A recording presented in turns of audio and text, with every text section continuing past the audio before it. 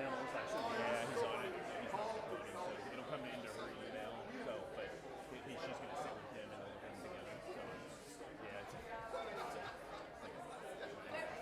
well, it sounds like here. Does he need to be in the back?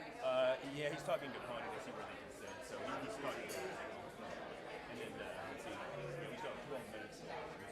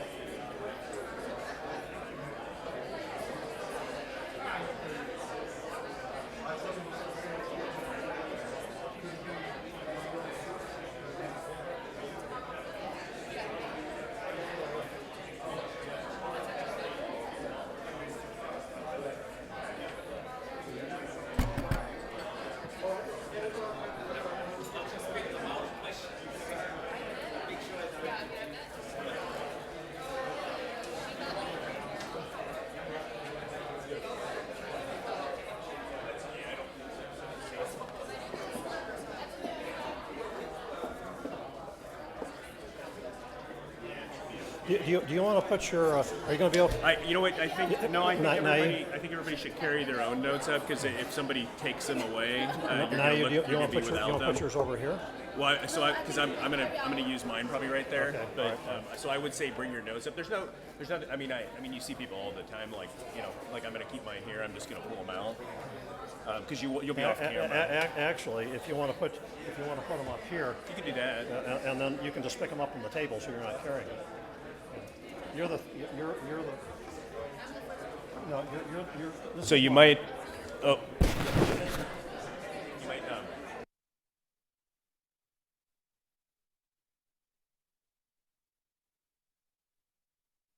If everybody could please take their seats. We're going to start in about 3 minutes. We'll be live in 3 minutes. Yeah, we'll be live in 3 minutes, so we just want to be settled.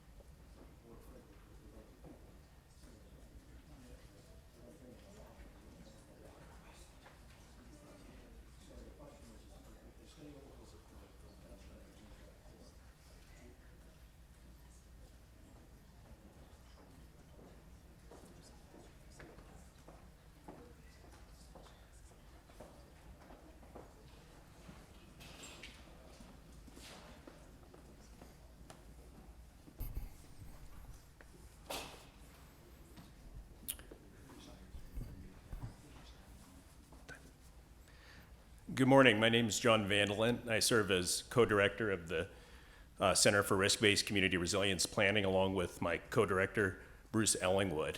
On behalf of the more than 100 researchers, staff, and collaborators working to understand and model community resilience within the center, welcome to Community Resilience, Modeling, Field Studies, and Implementation. Before we begin the technical portion of the webinar, I'd like to introduce Dr. Howard Harari, Director of the NIST Engineering Laboratory. Thanks, John. Good morning, everybody, here and on the web. It's a pleasure to be back here in Fort Collins to hear about the progress in the COE's work. And from what I understand, there's been a lot. As many of you know, the Engineering Laboratory at NIST has 4 primary goal areas that define our research portfolio: building, energy, and indoor environment, manufacturing, smart grid and cyber physical systems, and disaster resilience. We remain very enthusiastic about our partnership with the Community Resilience COE because it aligns so well with our disaster resilience goal, and that's no accident. NIST funded the Community Resilience COE to complement NIST's resilience programs, foster an expanded expertise in resilience through educating scientists and engineers, train future researchers who may someday work with or at NIST, and expand opportunities for NIST to learn from and engage with academia and other stakeholders and customers.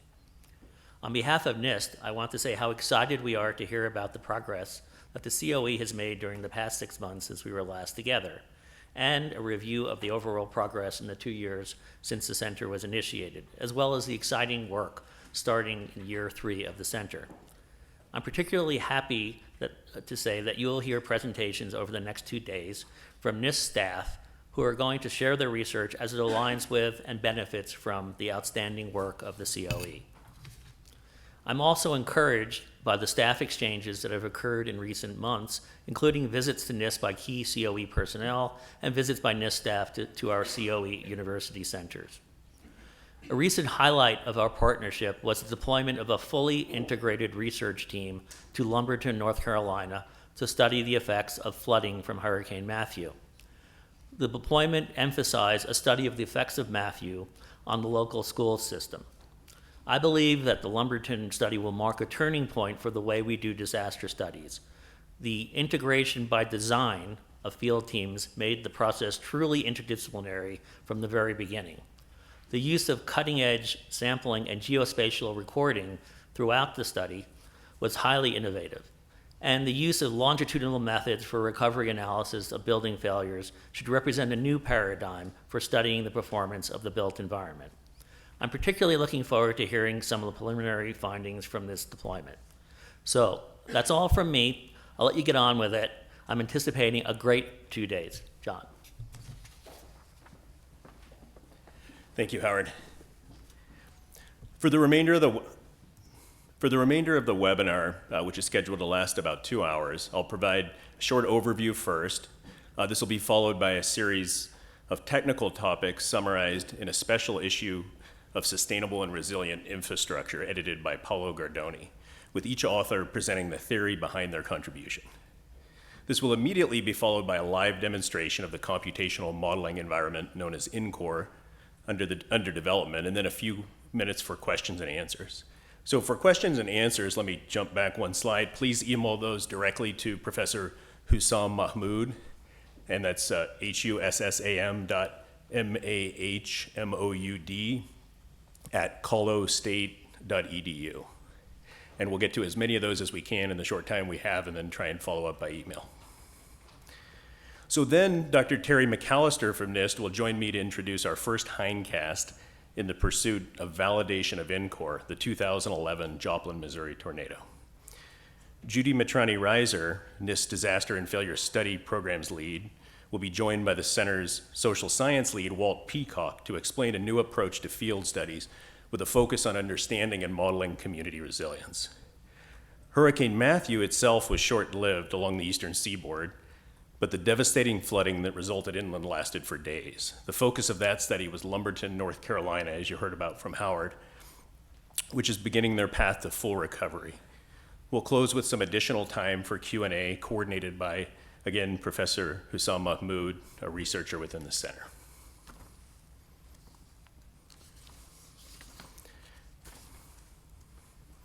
The team has grown slightly since the introductory webinar a year ago. Several center postdocs and students have joined as tenured faculty around the U.S.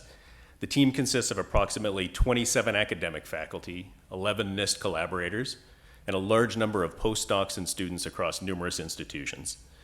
The center's external assessment panel provides the center researchers and NIST with written and verbal reporting related to the center's progress toward its year-end and its long-term goals.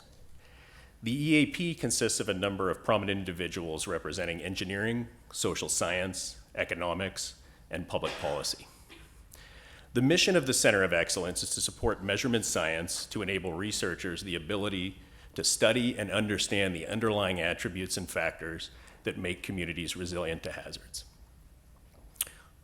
Ultimately, providing risk-informed decision support to community leadership and their constituencies to optimize a combination of public and private investment in resilience planning over time. The Center of Excellence activities focus on 3 key thrusts, namely thrust 1, the development of the multidisciplinary computational environment known as Incore. To accomplish this requires the collaboration of numerous disciplines and specialists, including structural and geotechnical engineering, coastal engineering, transportation engineering, risk analysis and operations research, economics, software architecture and database management, social sciences and post-disaster investigation and assessment, and interdependency and network analysis. Thrust 2 focuses on standardizing data ontologies, robust data architecture, and developing tools to support the computational environment. Thrust 3, the validation of the data collection process, including its integration into Incore through hindcasts and field studies. And so you may recall the webinar last year focused on Thrust 1. This year, we place equal focus on Thrust 1 and 3 with some information on Thrust 2. So there's a number of center research issues, and to highlight a few, the quantitative tools and metrics for assessing community resilience are in a rudimentary state or even not available. And so this is one current research issue that the center focuses on. Multiple hazards, these are interconnected, interdependent systems, have to be considered. The consideration of uncertainty, both aleatory and epistemic, has to be included to make a fully risk-informed decision or support that decision. And then plans and guidance are needed, and that's perhaps at the year 5 point. And then existing and building and infrastructure systems, as well as new construction, both must be considered. And perhaps one of the most important is that code standards and regulatory documents must contain consistent performance goals, and currently do not. So some of the research and implementation questions that eventually will be answered, or we seek to answer as a team. How can community leaders know how resilient their community is? How can they know if their decisions and investments to improve resilience are making a significant difference? And then how do they deal with the uncertainty and risk? How do they propagate that through the models? And how do they account for that in their decision-making process?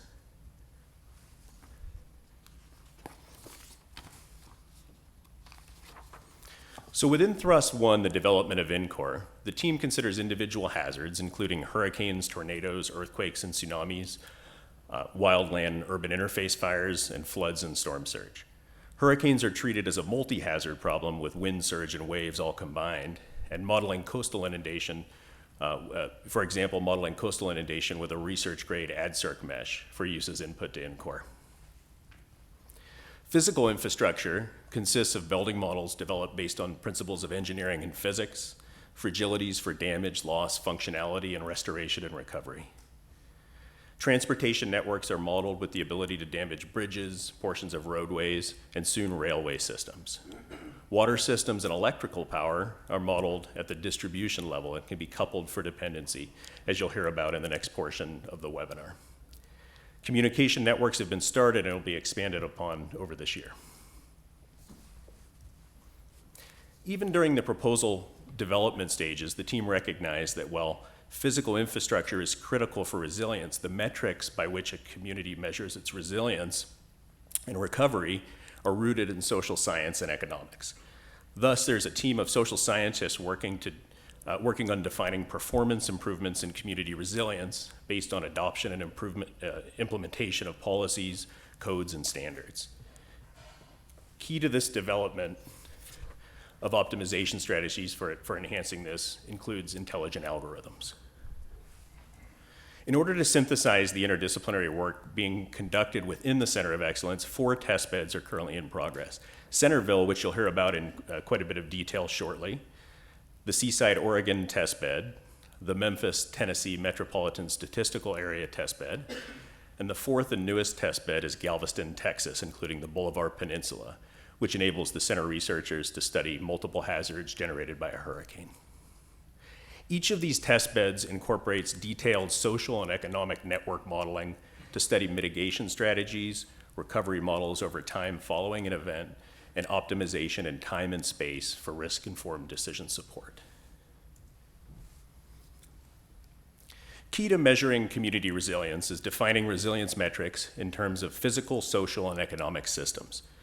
General recovery is supported by recovery of physical systems such as time to functionality, but often measured in terms of social and economic factors or metrics. These are metrics such as retaining businesses and related employment, jobs, revenue, resources, change in income distribution, and percentage in poverty, but also considering the most basic and fundamental needs in life, such as survival and safety, food and water, and health.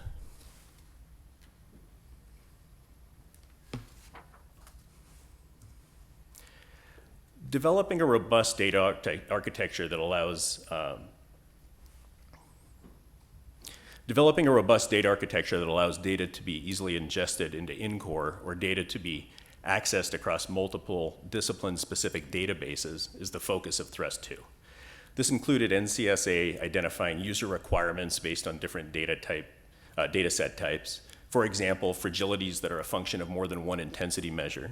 To be able to assign these requires building a taxonomy for all hazards, which you'll hear about more in the Joplin hindcast presentation later in this webcast. Incorporating key data types from economics and social science and the associated metadata, as well as management tools, is a necessity. Key to the development of the robust data architecture is the team's understanding that while we may develop new data types and tools, it's critical to include existing data and ontologies for full synthesis. Thrust 3 consists of validating the full architecture for Incore, which is made up of tasks 1 and 2. This will be accomplished through a robust series of checks and hindcasts ranging from the single building or infrastructure component level, economic component, to single infrastructure sector validation. This will be done at points in time to validate damage modeling, loss estimation, and functionality and recovery models. The first such hindcast model, as I mentioned, is the 2011 Joplin tornado, which will be introduced by Dr. Terry McAllister shortly. As an example, consider the simplest wind field model for a tornado, shown in the bottom right of this slide. It is based on almost 40 years of tornado data and allows the analyst to model a tornado either with mean values or stochastically with multiple realizations in a community. For the tornado model, one question we seek to answer is, does such a model provide the necessary information for accurate community modeling to support risk-informed decision-making for planners and stakeholders? Validation at each step along the way allows the team to assess and compartmentalize or isolate modeling errors. So as the center matures, each year brings with it a new theme, allowing focus for researchers, students, and NIST collaborators. In year 1, the focus was on team building with a kickoff meeting held almost immediately. The virtual community known as Centerville provided a testbed upon which to focus and begin to develop common terminology across disciplines, or at the very least, understand terminology from other disciplines. The beauty of a virtual community was that it allowed the teams to immediately focus on fundamental developments rather than data collection immediately. Task work plans were fleshed out with key deliverables from each task team carefully articulated, allowing them to be updated every 6 months to this point. Modeling of hazards, particularly hazards other than earthquake, which is relatively mature, was a key theme in year 1 and provided basic loading mechanisms to begin studying community resilience within Incore.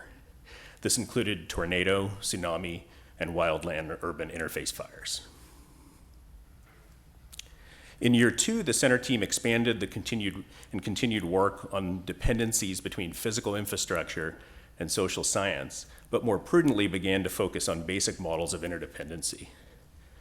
This was done by expanding the testbed portfolio from a virtual community to add 3 real communities, and those are the 3 introduced earlier. As we begin year 3 of the Center of Excellence, the team's focus is turning to modeling of functionality and recovery modeling at the community level. Key to modeling recovery are accurate but efficient models for interdependency within and across physical, social, and economic infrastructure sectors.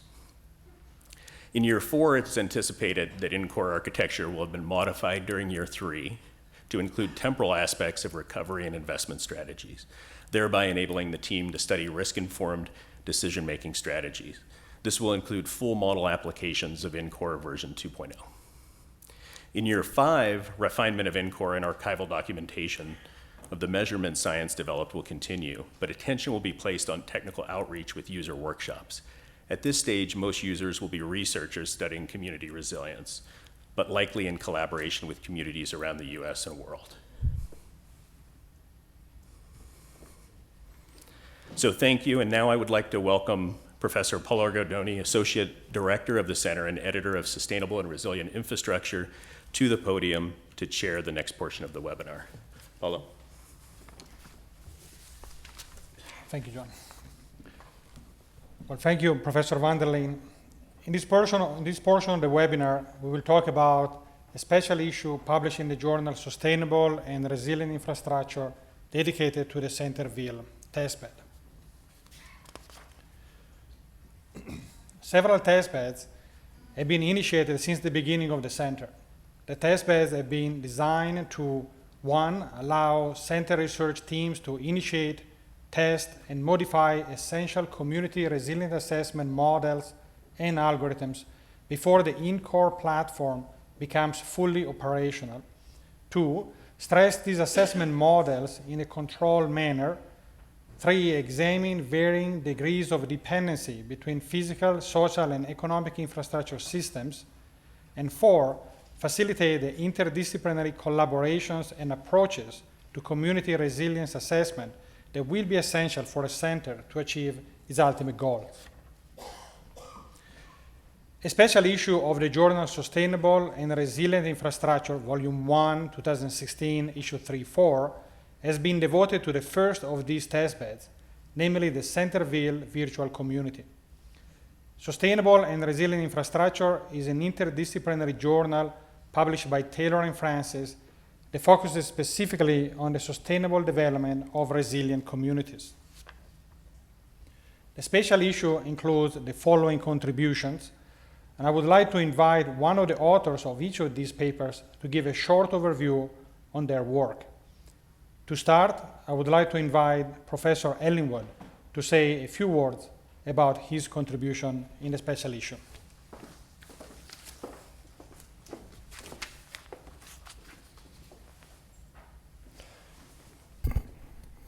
Thank you, Paulo. The community resilience depends on the performance of the built environment and in supporting social, economic, and public institutions which individually and collectively are essential for immediate response and for long-term community recovery following an extreme hazard event. Traditional engineering design approaches focus on performance of individual facilities under individual hazards through codes of practice primarily. The aftermath of recent extreme events has revealed the shortcomings of these traditional approaches. Communities are complex entities. They're exposed to numerous natural hazards. Their physical infrastructure systems must function together for community well-being. Construction practices, economic and social support systems, and value systems actually differ greatly from community to community.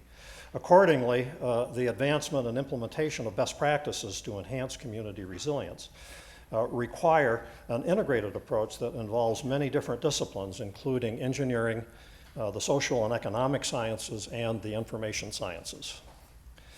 The Centerville testbed was introduced early during the first year of the center's research program, and it had really two fundamental purposes. First of all, as Paulo mentioned, to enable fundamental resilience assessment algorithms and databases to be developed in a preliminary form, coded and tested at an early stage before the more refined measurement methods and databases for physical, social, and economic systems had been fully developed and matured.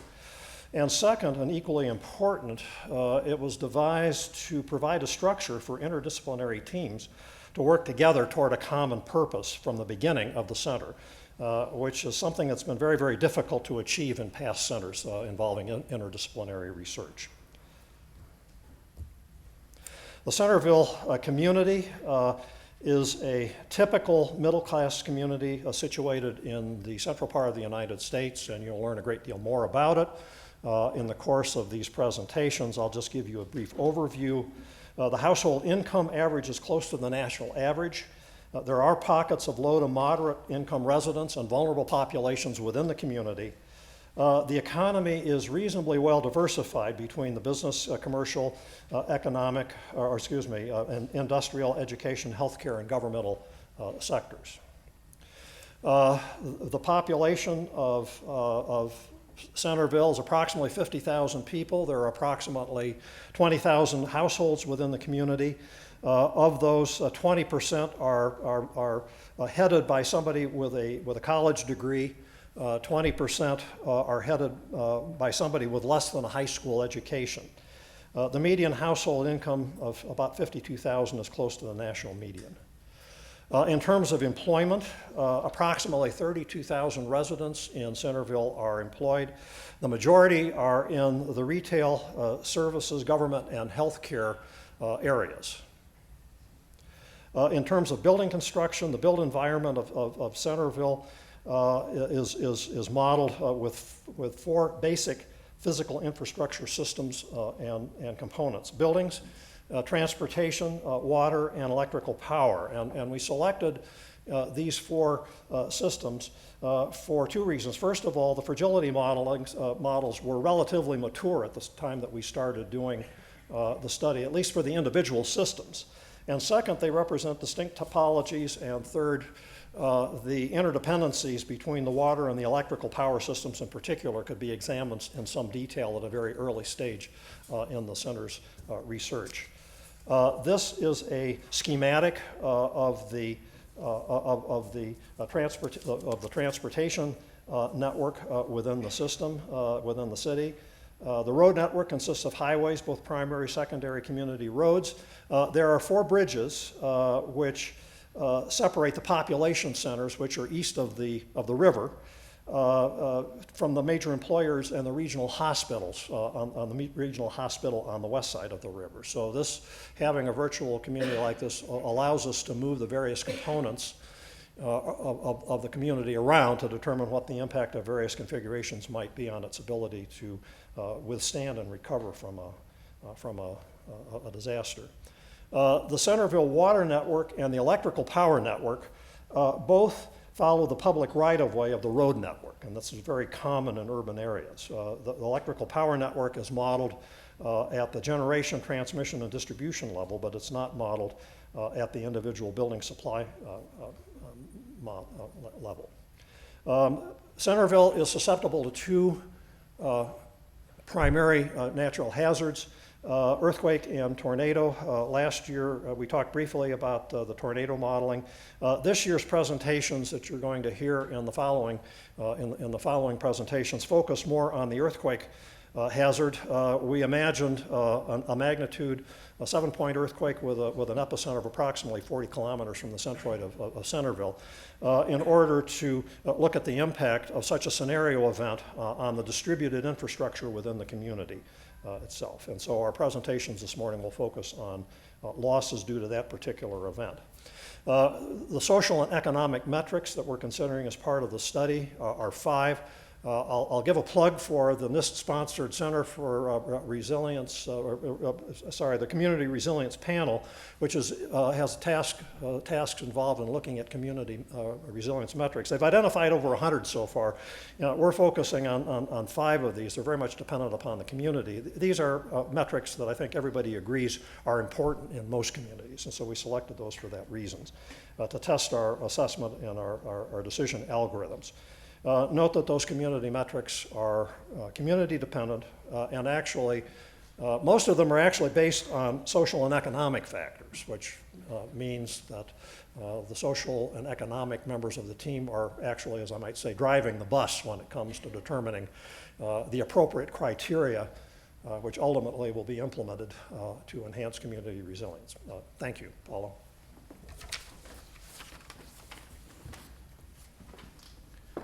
Thank you, Bruce.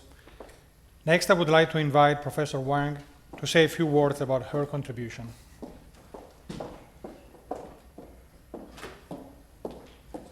Thank you, Paulo. Okay, this work introduces a community building portfolio analysis framework with an objective of supporting risk-informed community resilience planning. This framework includes the following components. We first start with a spatial and temporal hazard characterization at a community scale. And for Centerville, we'll focus on earthquake hazard.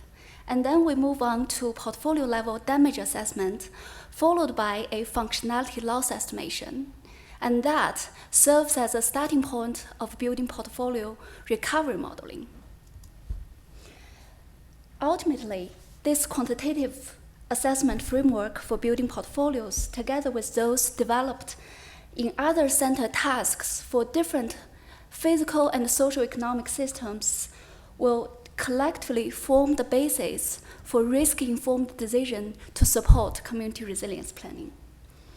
So in this study, we addressed the following challenges: uncertainty propagation and spatial correlation modeling from hazard characterization all the way to decision support.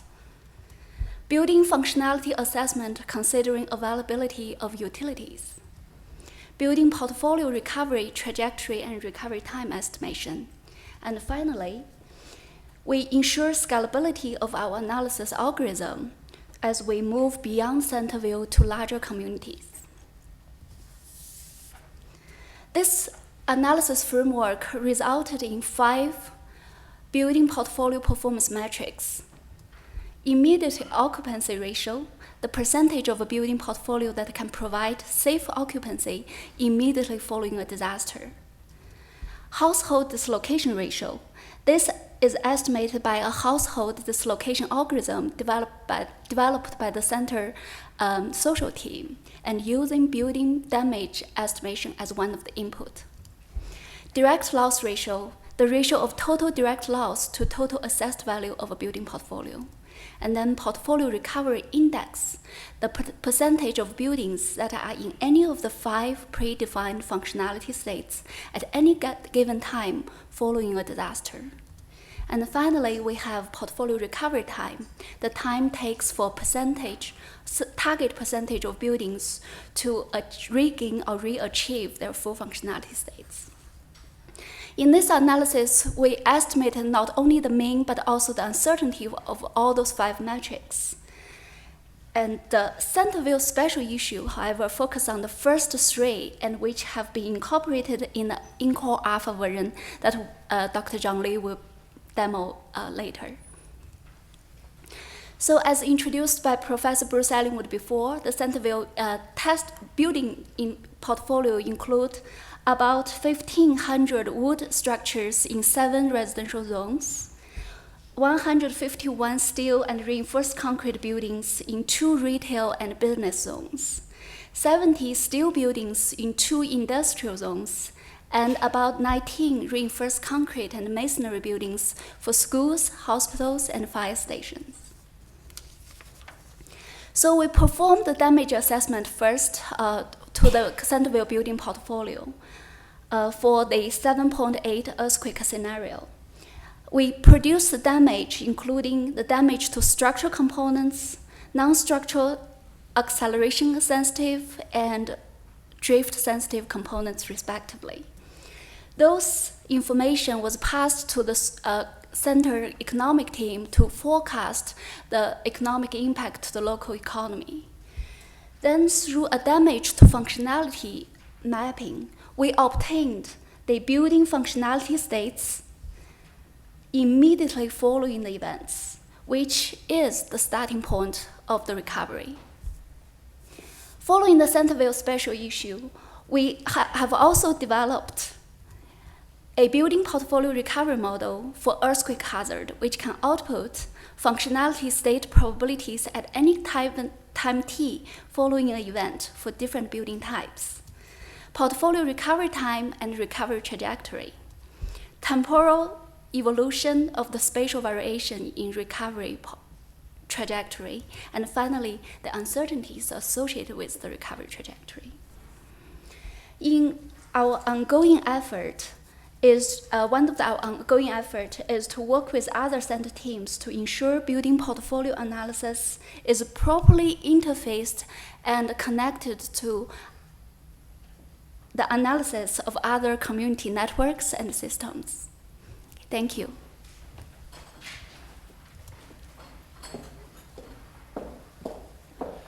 Next, I would like to invite Professor Nicholson to say a few words about his contribution.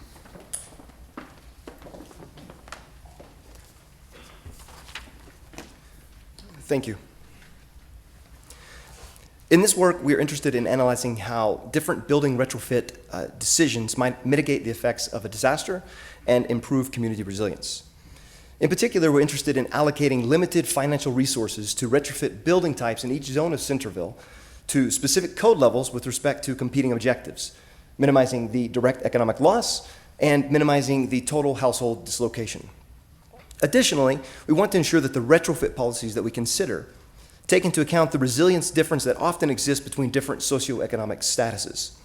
We add a constraint to the model to not exacerbate the existing disparity levels. Now, we do realize that community leaders don't have the authority to directly impose retrofit actions on privately owned buildings. However, for the sake of the study, we are assuming that direct or indirect incentives do exist and that they are effective. So given the baseline scenario in Centerville, we have a wide variety of building types, all at different code levels for both residential and non-residential structures. We estimated the ideal budget, which would be sufficient in order to be able to improve all buildings to their maximum code level. We, again, look at the same earthquake scenario, a 7.8 magnitude earthquake, and if we perform no retrofit, we expect a total economic loss of $856 million in Centerville, dislocating over 3,200 households. So we want to evaluate the retrofit policies and decisions that we can make under 3 different budget levels, low, medium, and high budget level that are given with respect to the ideal budget. So in particular, we look at what is known as the set of Pareto optimal solutions. Since this is a multiple objective problem, we don't have a single objective, a single solution, that would be an optimal objective, but we always have to look at trade-offs between different solutions. Along the vertical axis, we have the one objective, the direct economic loss, and on the horizontal axis, we have the household displacement. Our goal, of course, is to minimize both of these. The white region is known as the infeasible region because we simply don't have enough money to simultaneously reduce the economic loss and the household that are dislocated into that area.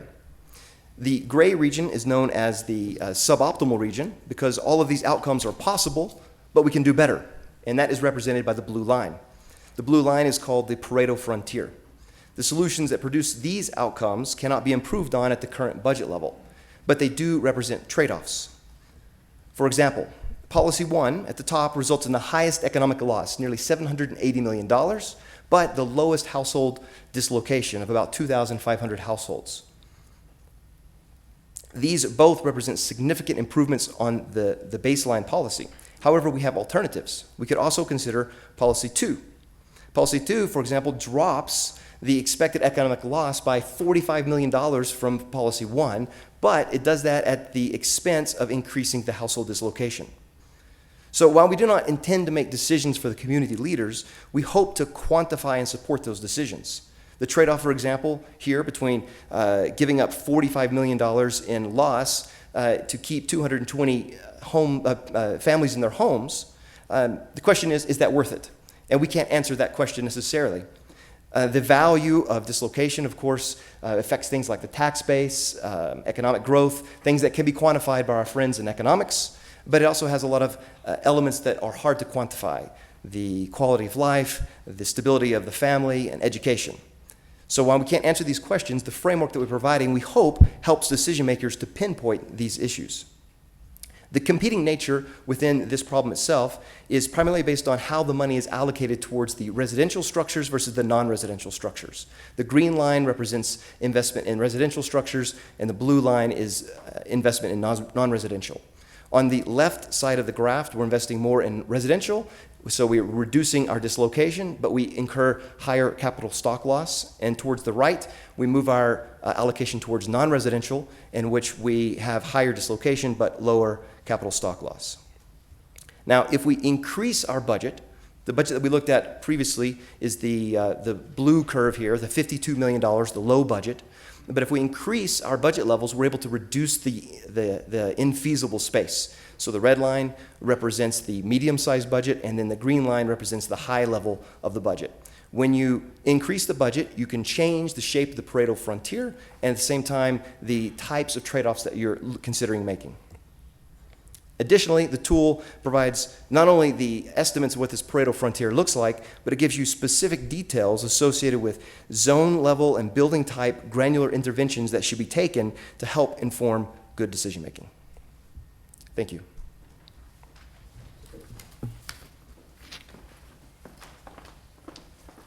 Thank you, Charles. The contribution of Professor Van der Leen will be discussed in more details later in the webinar. So I would like to move to the following paper and invite Dr. McAllister to say a few words about her paper.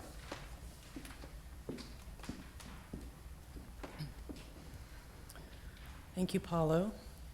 So I'd like to present the work that was done on modeling the resilience of critical infrastructure systems and considering the role of network dependencies. And the paper focused on a unified methodology for modeling dependent infrastructure networks using a probabilistic procedure. And in terms of resilience, the focus was on recovery of the system as a function of time at the community scale. And the methodology simulated both direct physical damage as well as other damage caused by cascading effects due to dependencies, and then modeled the recovery level of the network functionality. So the methodology is general and can be applied to other systems. In this paper, we illustrate it with an example of water and electric power networks. So the dependency of the networks was simply modeled through an augmented adjacency table, a likelihood table, and a dependency table, and this is really more for conceptual purposes.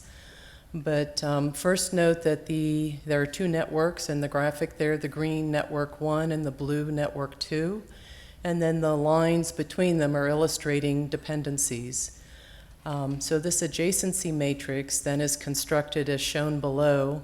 So the connectivity between elements in network 1 and network 2 are in the green and the blue boxes on the diagonal of the matrix.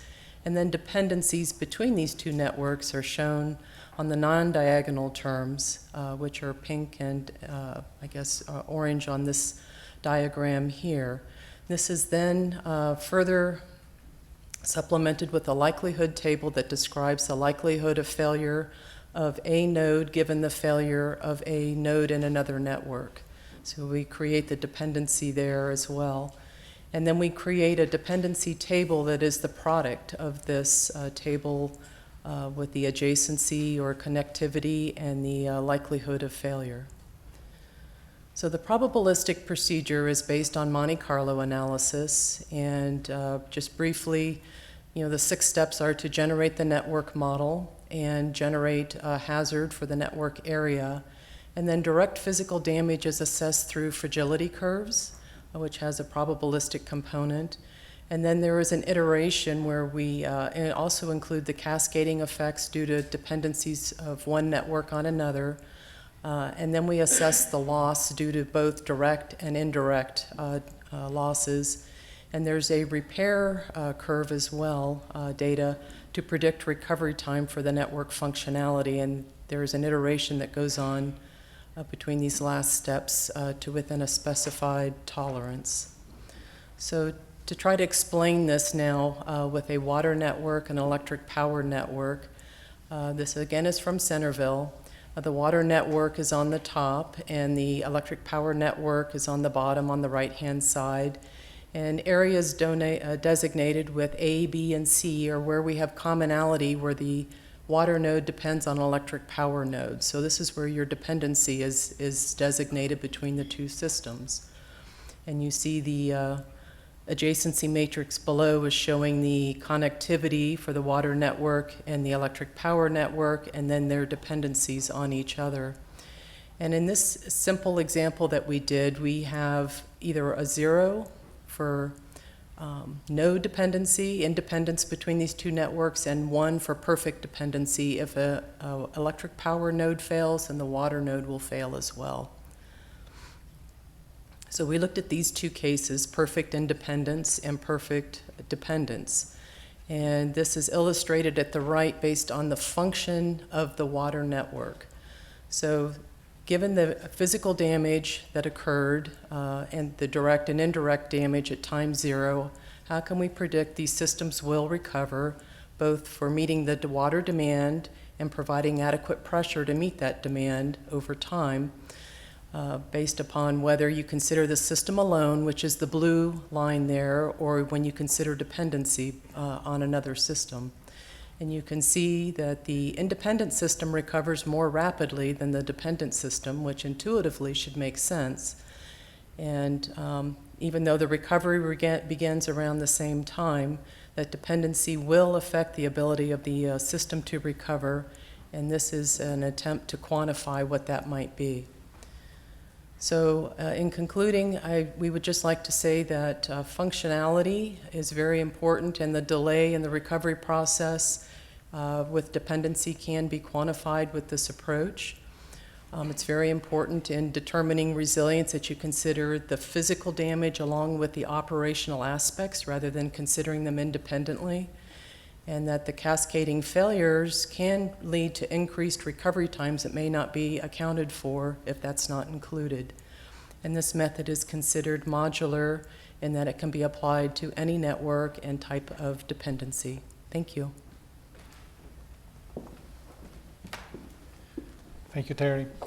Finally, I would like to invite Professor Cutler to say a few words about his contribution.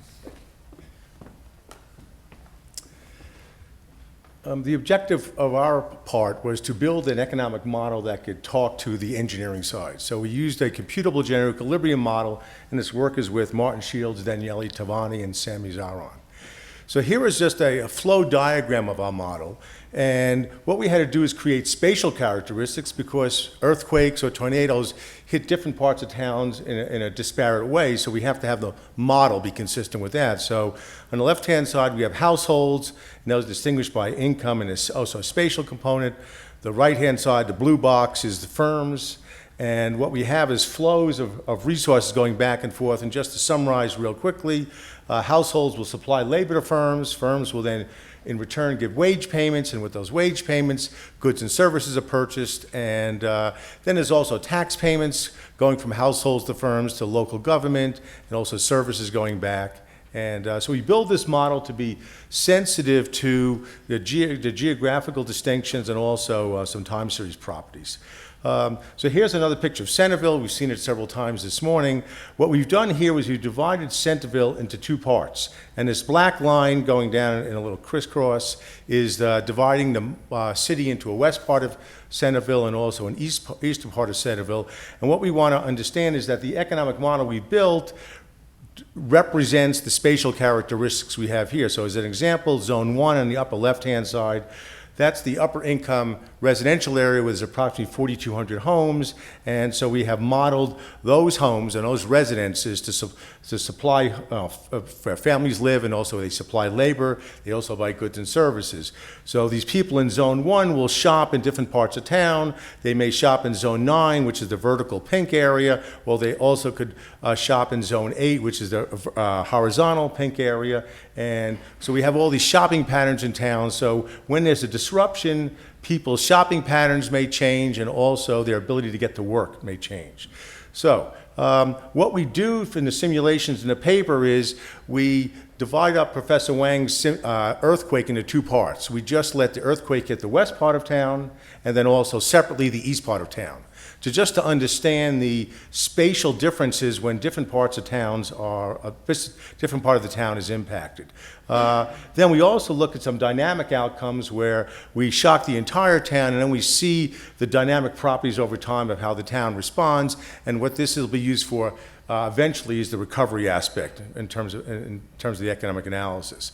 So we just do the east and west part of Centerville. We damage them separately, and I just want to highlight the first column of results, and I think that highlights the uniqueness of building a spatial CG model. So when the east part of Centerville was damaged, there was an employment loss of 161 workers and an output loss of $15.4 million. But the important result is west part of Centerville actually benefited, because they weren't damaged, so people who no longer could shop in the east part of town because that was damaged would then shop in the west part of town. So there was actually I shouldn't say a boom, a slight increase in economic activity. But when the west part of Centerville was damaged, where a lot of the economic value resides, west part of Centerville fell by $34.3 million in economic output, but also east part of Centerville was damaged, because that overwhelmed some of the travel patterns that would occur as people tried to shop in the east part of town, the losses were large enough in the west part of Centerville to actually cause an entire downturn in the town of Centerville. So it really highlights, as the earthquake hits different parts of town, we get very different results. We also have some dynamic outcomes, and the green line represents the damage to the capital stock, and then in the way the economic model works is when capital is damaged, firms will substitute into labor. So we can watch over time as the downturn in the first period of capital stock, then the green line starts to rise, and that has to do with the substitution of out of capital into labor. And that's an important substitution practice in our model.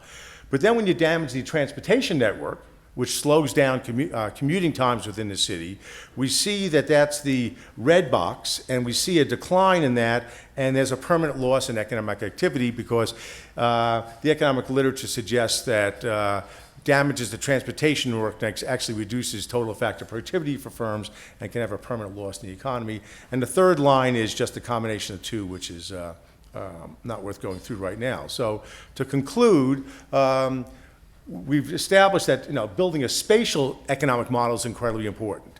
And to further that, in our Joplin model, we're putting people who commute in and out of Joplin. And we'll do that also for Shelby County. So commuting patterns are also incredibly important. And then these dynamic patterns of the CG model can also be used to help model recovery. Thank you.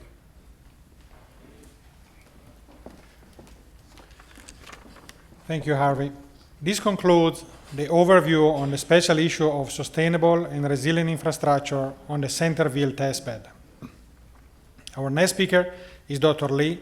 He's a principal research scientist at the National Center for Supercomputing Applications at the University of Illinois at Urbana-Champaign. He will give a presentation and demo on Incore.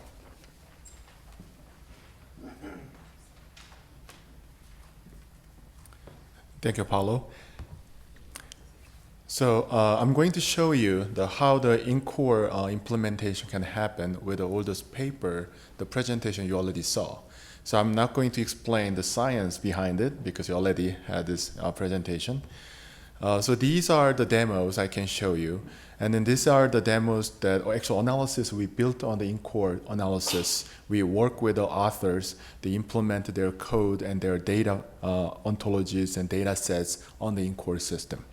So we're going to go over the building portfolio analysis and electric power network damage analysis due to the tornado, and water network recovery analysis with the EPN, electric power network dependency, and mitigation resource allocation analysis, and then at the end, the computational general equilibrium model analysis.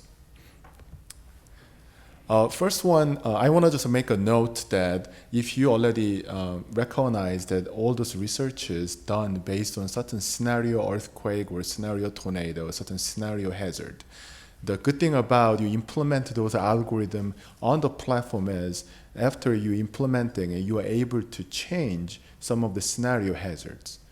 So now you are able to see that those analyses in the paper, how you can actually use it with a different scenario of hazard, different earthquake, different tornado, things like that. So for example, the building portfolio analysis, right now, we're going to show you that how it's calculated, but you see there's a little red box shows create scenario earthquake. So you are able to create your own scenario related to Centerville to see that how this building portfolio analysis performed based on different hazard. So this is the video clip of the demo. Originally, we planned for the live demo, but there are some technical difficulties, so we're going to show you the video clip.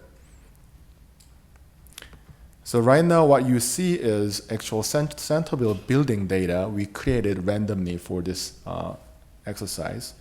And you can see that you click on this analysis, you need to give them some result names. Now you are able to pick building inventory data. And then this is the one I just told you that you are able to create some Centerville earthquake. This case, we used the one we created before, but this one is especially using the liquefaction. So with liquefaction, without liquefaction, can give the building damage totally different. And then now you're able to see that all those parameters relate to the paper. So we turned some of the information in the paper into data set. So now, if you want to tweak the model, you're able to change the data set, and you can have a different models too. Now we pick the zone Z1. Zone 1 contains residential area, and then for sake of time, we only do the 100 iterations. And you execute, it calculates building portfolio analysis. It's going to show you 3 metrics as a result. For sake of time, I will skip a little bit. And then after you finish it, you can see that those tables are generated, which you can find in your those paper too. So this one, you are able to also create a chart. Let's create a chart for direct loss ratio. Now, x-axis is going to be probability of exceedance, and then y-axis is going to be your direct loss. Going to select the direct loss ratio, and then line chart, and then create. And then you are able to see this chart similar as your paper. This one is a little bit jigged because we only run the 100 times iterations. But if you choose 1,000 times, it's very close to how it looks like in the paper. This is a household dislocation ratio chart. And the next one shows immediate occupancy ratio chart, similarly.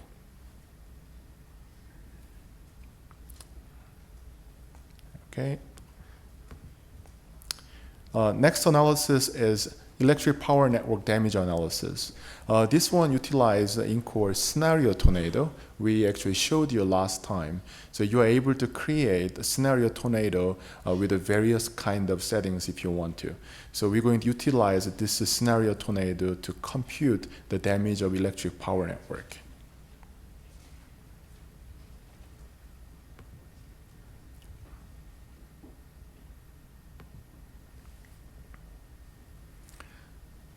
Similarly, now we select the electric power damage analysis due to the tornado and give the result name, and then select Centerville power network. You already saw a couple of times in the previous presentation, and we're going to create a scenario tornado. So methodology, we're going to use a mean width with EF5 rating, and you pick the beginning and ending point of the tornado. And then now you run the damage analysis. Then what happens is it runs a scenario tornado analysis and then run the power network analysis sequentially. So you're able to see now, and then the result looks like this. So you can see that there is a tornado generated from our scenario tornado analysis, and you can see that the power network facilities have some damages. And these are those tabular form of the damages you are able to look at, and you are able to also export and do some further analysis if you want to. Next demo is water network recovery analysis. This one is the most complicated one we encounter because of 2 reasons. One is the dependency, because we encounter the electric power network dependency on this analysis. You are able to turn on and off the dependencies to run the analysis. At the same time, water network itself composed of 2 parts. One is water facilities and also water pipelines. So we do those analysis separately. So you can see quickly here that here is a water network recovery analysis. There's a buried pipeline damage analysis, and here is a water facility damage analysis. If you turn on the dependency, then there's another box shows up for power network damage analysis too. So here is a demo. For your information, in order to run like a 800 iteration is actually written in the paper, it took about 2 days. So we only does that short iteration here.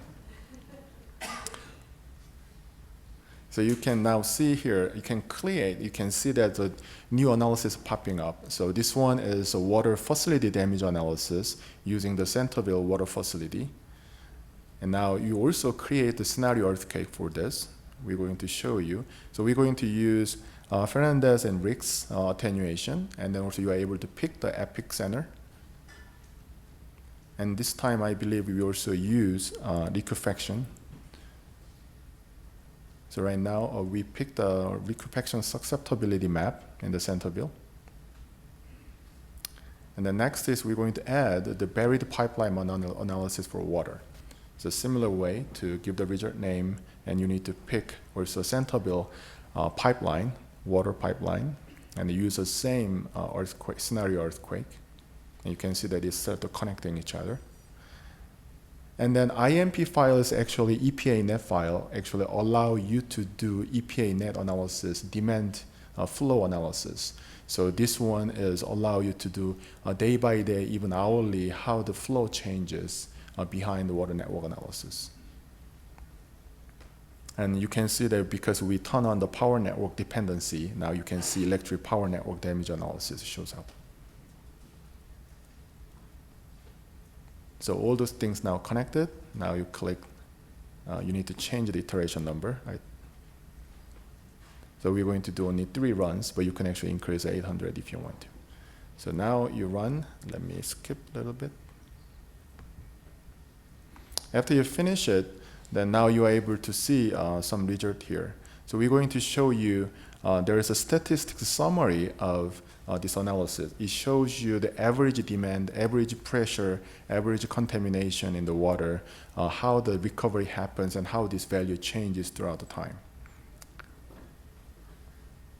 So you can see it like this. So x-axis is the days, and while the time changes, it recovers, and also those values are changes. You'll very easily see in this way.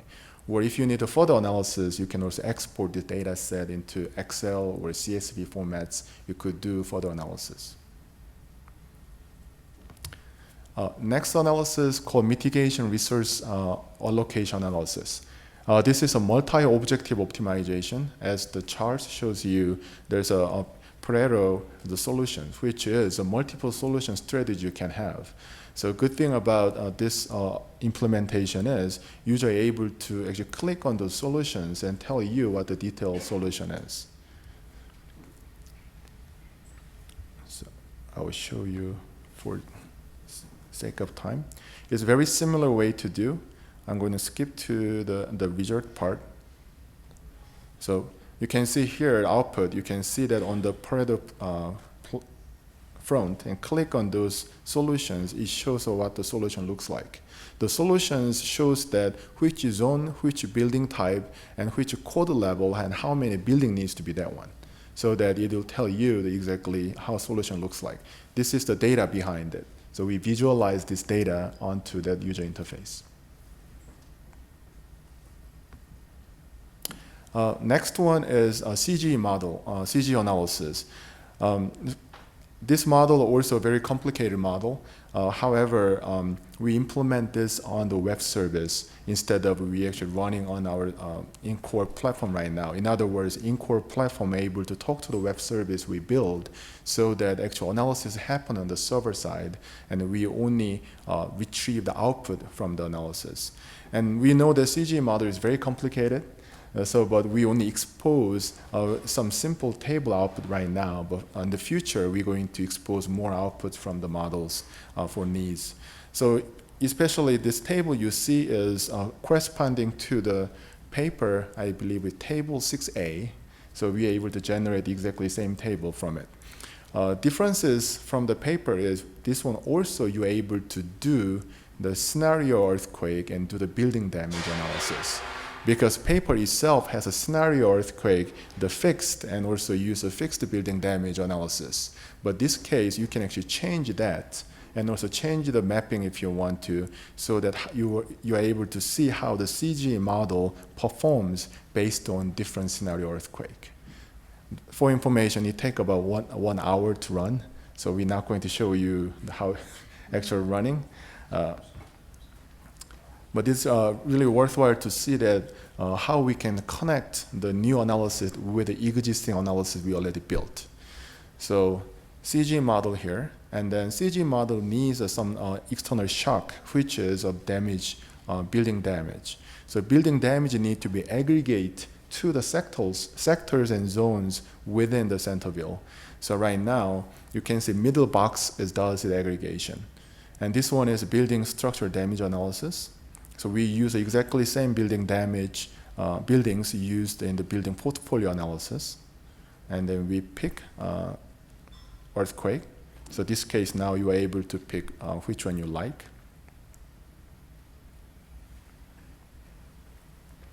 So you can also pick the epicenter on the map. and you can change also magnitude if you want. And also this time you also use liquefaction for the building damage analysis.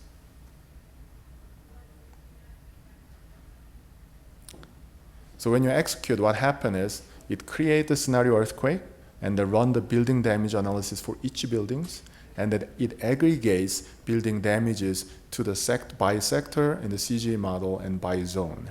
And then it generates the vector table for the CGA model and plug into the CGA and run the CGA model. So I'll skip to the end. And after you finish, which in the server side, it's going to retrieve that output to the platform and shows some of the output here. So I'll skip this one. So this is a vector I mentioned to generate for the CGA model. And then this is a result from the CGA model, shows the table that how the changes happen between different household and different household classifications. That's end of demo. Thank you.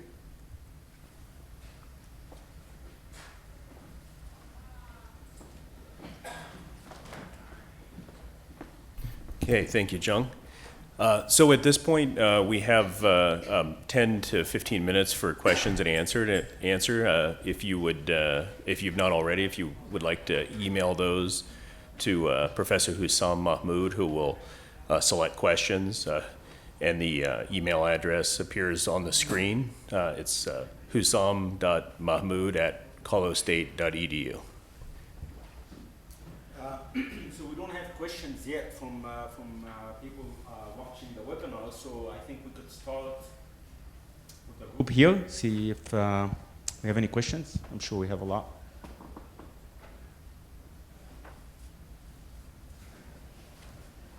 Questions?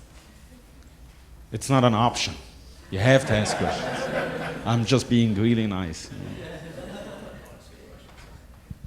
So yeah, so I actually do have a question for Jung. So I don't know if you have a microphone, Jung, but my question is for Incore for the CGE analysis. You mentioned that it talks to a server and comes back. How I guess what is the level of effort required to actually ingest the open source CGE that's being developed within the center? And how does that process unfold? Oh, thank you for the question.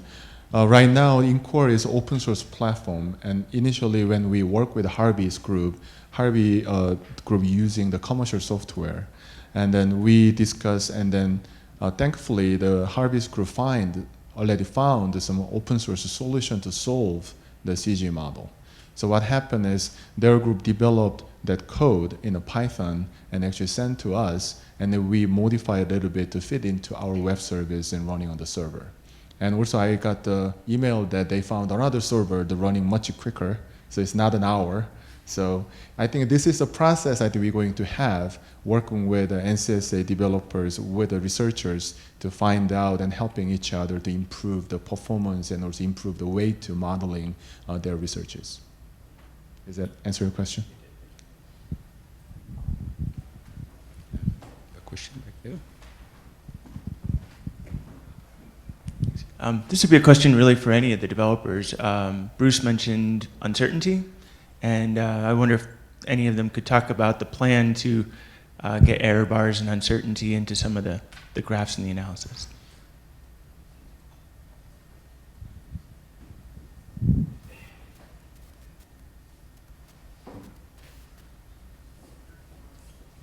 Who's going to address the question?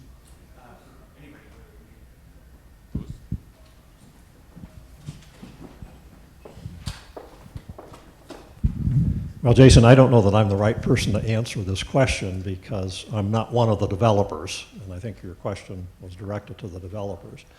But my general answer to your question is that I think we have to get the physics of the process right before we start propagating uncertainty. And I think we're there on many of the models that we've incorporated in Incore. We may not be quite there on some of the other models. So there is, in fact, a task on uncertainty propagation and analysis, which Paulo and I are working on. And it's kind of running in the background with all of this because we really can't do very much with that until we're confident that the models that we've already developed are correct in capturing the basic physics of the process. So the short answer to your question is I think that that's one of the things that we're going to be probably increasing the emphasis on in years 3 and 4, particularly as we move toward a risk-informed decision model. But we haven't, by design, focused on that aspect of the problem right from the get-go, because the models that we're using, to the extent that we can make them so, are physics-based rather than purely empirical. So there's no point in trying to do an uncertainty analysis until we've got the models properly developed.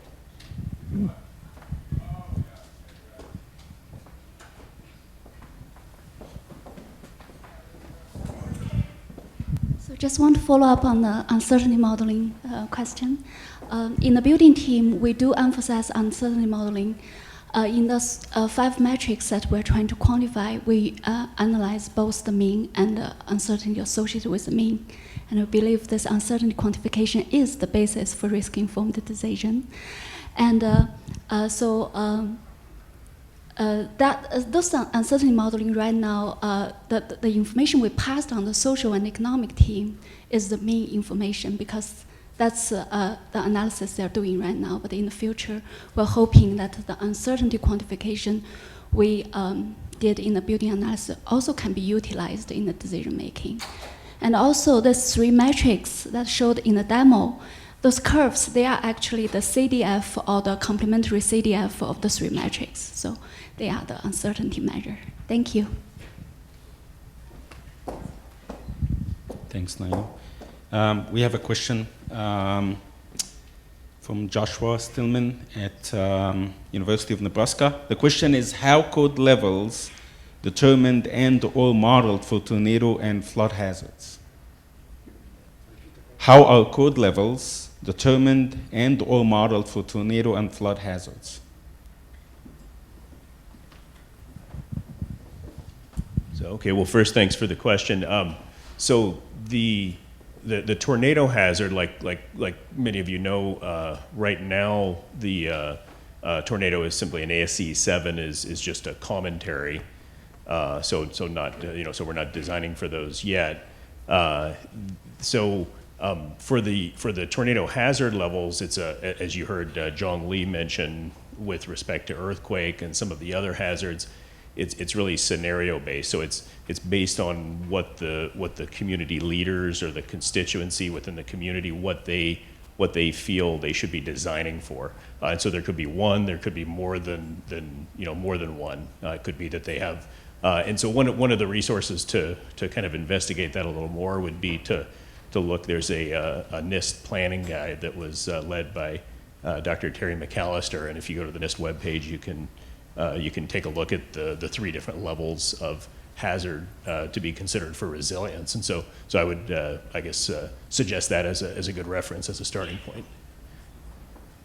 For flood, I guess I would say, I guess I'll punt that one to someone else if they'd like. But oh, same question, Bruce. Same question. Just with respect to code levels, I guess BFE and things. We're not, we haven't done an exhaustive analysis of the response of the built environment to flooding yet. That will come in the Memphis Metropolitan Statistical Area testbed, which we're starting in and working on this year. As far as Centerville is concerned, the building portfolio in Centerville actually represents construction over the past approximately 100 years, with an emphasis on construction that occurred following the Second World War. And so as far as the different code levels are concerned, the way that the fragilities are modeled in that portfolio or in that study are dependent upon when the building was designed and constructed by what code. And so in that particular sense, we're covering kind of a broad range of design criteria rather than one specific design criteria. Thanks, Bruce. We have one more question.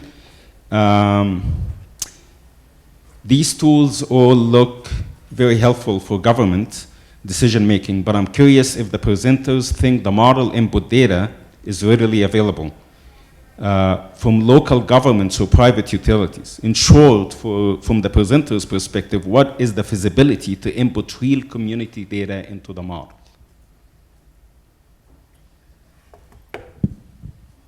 Sorry.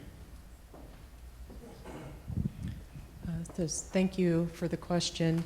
And data is a question that the whole center has been talking about, and it is a very important point. And I would say that we're looking at what data is publicly available. We recognize that some of the data communities will not want to make public, but if they do their own analyses, they can maintain the privacy or security of that data. And we're hoping this analysis will make people aware of the type of data that needs to be available or collected. It's not all available right now. So that is part of the research aspect of what we're doing. Thank you. Thanks, Terry. Here's a quick one, and then we'll take questions back from the audience. What is the projected release date and availability of Incore?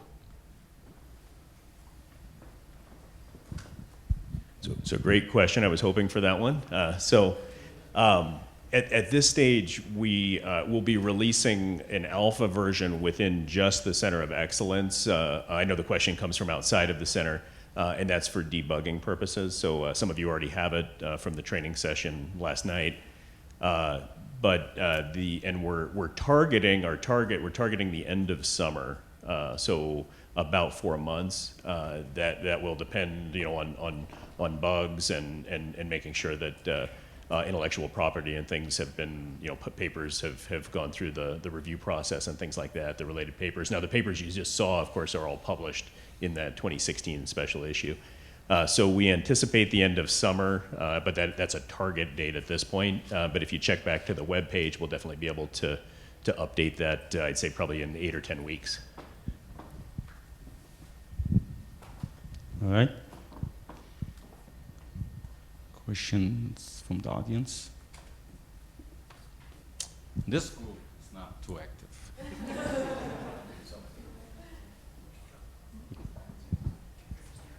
Okay. I'll let it pass this time. All right. So we'll move on, and I think now we have the Joplin hindcasting, and I'd like to introduce Terry. She can start the discussion.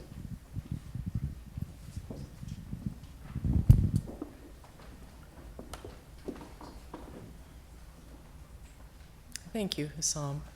So I'm just going to introduce the 2011 Joplin tornado hindcast work, and John, Professor Vandelent, is going to present the work that was actually done by the center in collecting data along these lines. And you can see it's a very large team. We actually went to Joplin to collect this data in the last year as part of understanding the recovery process.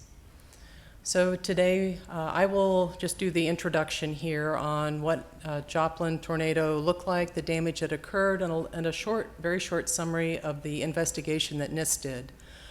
And then the rest of the presentation will be on the field study data that was collected. And you see the focus here on the electric power network and buildings, including their dependencies and functionality, and inclusion of business interruption and vulnerable populations. So in case you're just wondering what hindcasting is, it's a systematic process to check the accuracy of our models using a past event. And for Joplin, we'll do this both for individual buildings and components and aggregate those into system levels. And this will be done at points in time to validate damage modeling, loss estimation, population dislocation, and then functionality and recovering over time. So about Joplin, Missouri, it has about 35 square miles. Its census population is about 50,000, but because many people come into this community from the surrounding area, it can swell to 3 or 4 times that level in the daytime. They have about 23,000 housing units, and the median value of these units, of the houses, are about $103,000. So into this community on May 22nd, 2011, the Joplin tornado occurred. It reached peaked EF5 intensities. It resulted in 161 fatalities, over 1,000 people were injured, and it was the most expensive tornado in U.S. history to date, with losses at $2.8 billion. So it touched down about 5:34 on a Sunday, and it stayed on the ground for 22 miles and 15 minutes. 6 miles of the path were through the city of Joplin. Based on the damage, it was rated to be enhanced Fujita scale EF5 tornado with maximum wind speeds over 200 miles an hour. This ended up destroying about a third of the city's buildings, and 40% of the city's population was affected. With the fatalities, this was considered the single deadliest tornado on record when you look at tornadoes, hurricanes, and earthquakes. And the official warning time to the community was 17 minutes. The national average is 14 minutes. And you can just see in the diagram here below, the red line is indicating EF4, that very dark line, EF4 and 5, I believe, and then the shades go out showing the less intense wind speeds as you get away from the center. So NIST, with the fatalities and the damage that occurred, deployed an investigation team and conducted a technical investigation. The objective was to determine the tornado hazard characteristics and associated wind fields, the performance of the buildings, including shelters and safe areas, and the performance of lifelines as they supported these buildings, the pattern, location, and cause of fatality and injuries, and associated emergency communications and public response. And finally, areas and current codes and standards that might warrant revision. So the report actually had 16 recommendations and a number of findings. There's not enough time today to go through this, but here are 4 findings that set the stage for the work that you'll see in the following slides. 40% of the fatalities and as much as 90% of the tornado damage area were associated with EF3 or lower wind speeds, and that's about 160 miles an hour. Of the buildings damaged, 7,400 are residential and 550 were non-residential. There was engineered structure, St. John's Regional Medical Center. It had the building envelope damaged. There was very little damage to the structural frame, but it ended up losing all its functionality due to the damage to the building envelope, and ended up being declared a loss. All the utilities, water, gas, and power, were lost in the area were most damaged, and they had their service restored to critical buildings within 24 hours, and it was a great example of how utilities can work with the local community to prioritize the type of restoration that's needed. So with that, I'm going to turn this over to Professor Vandelent.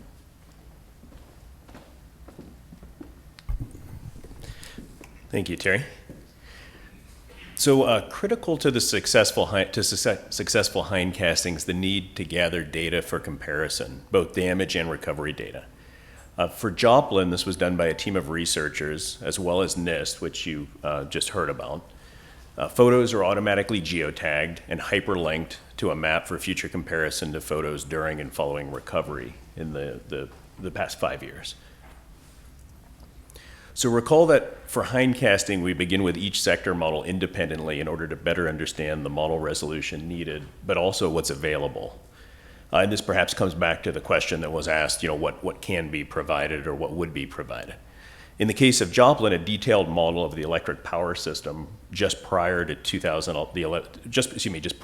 2011 tornado was provided to the team in order to predict damage to the system.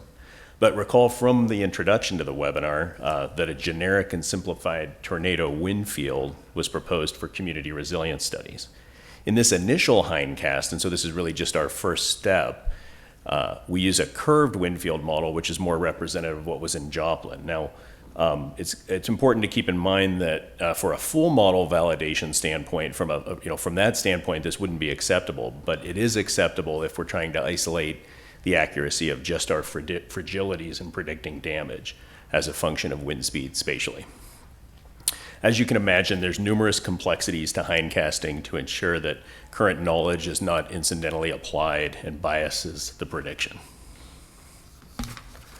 So modern electrical power distribution is versatile in providing service coverage, which makes it actually much more difficult to model. One of the key aspects of the center is importing algorithms and methodologies when they fit the needs of the analysis.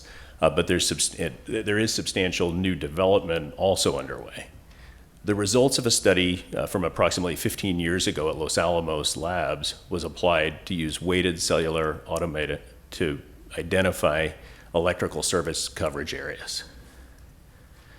This figure isolates a prediction of just the pole and transmission line damage for the EF2 rated region. So what this means is anything inside this path that you see, the black inside, is EF3, 4, and 5, but it's not shown here. So for the full electrical power network prediction, a total of 113 transmission towers and about 3,740 distribution poles would be badly damaged. So how does this compare with what was observed following the tornado in 2011? That was 135 transmission towers and 3,850 poles that were badly damaged or collapsed, or destroyed, I should say. Modeling all the physical components within a community's infrastructure is a significant task, as anyone knows that's set up a spatial earthquake model, and certainly they can attest to that. However, unlike earthquake fragilities, building fragilities for tornado loading are quite scarce. So one of the joint efforts for the buildings task team and the Joplin hindcast team was to develop a portfolio of buildings representative of a typical community or a city. It was decided that a minimal portfolio of 19 buildings would be used and essentially provide analysts the ability to differentiate between critical attributes affected by wind load in a tornado. Obviously, a community has hundreds of building types, but the key here is not to model each building individually, but have a fragility for damage and recovery of functionality that's accurate enough to interact with other physical and non-physical components in a community level model. The fragilities range from 6 different residential structure fragilities to heavy industrial facilities to schools and community centers. A typical community can have tens of thousands or more buildings, making assigning fragilities a formidable task. In addition, it's critical to be consistent in the assignment of these or any functions.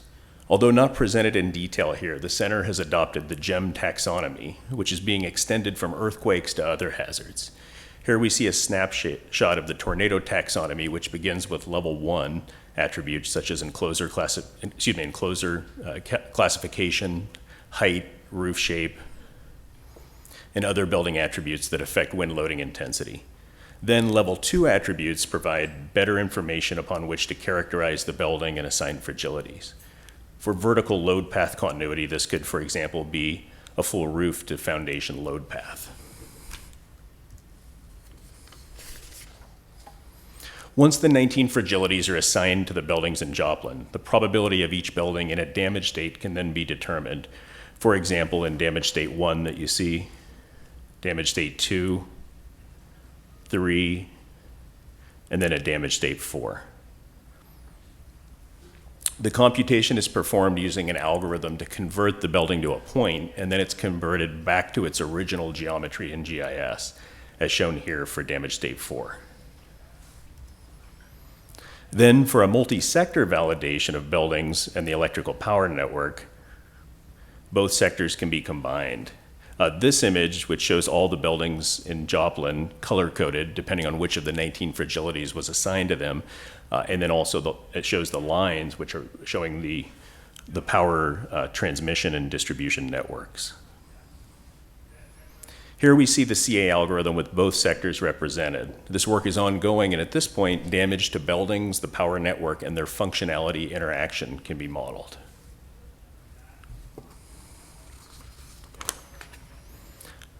A 4-step probabilistic post-disaster functionality methodology has been developed to be applicable to any building type and hazard.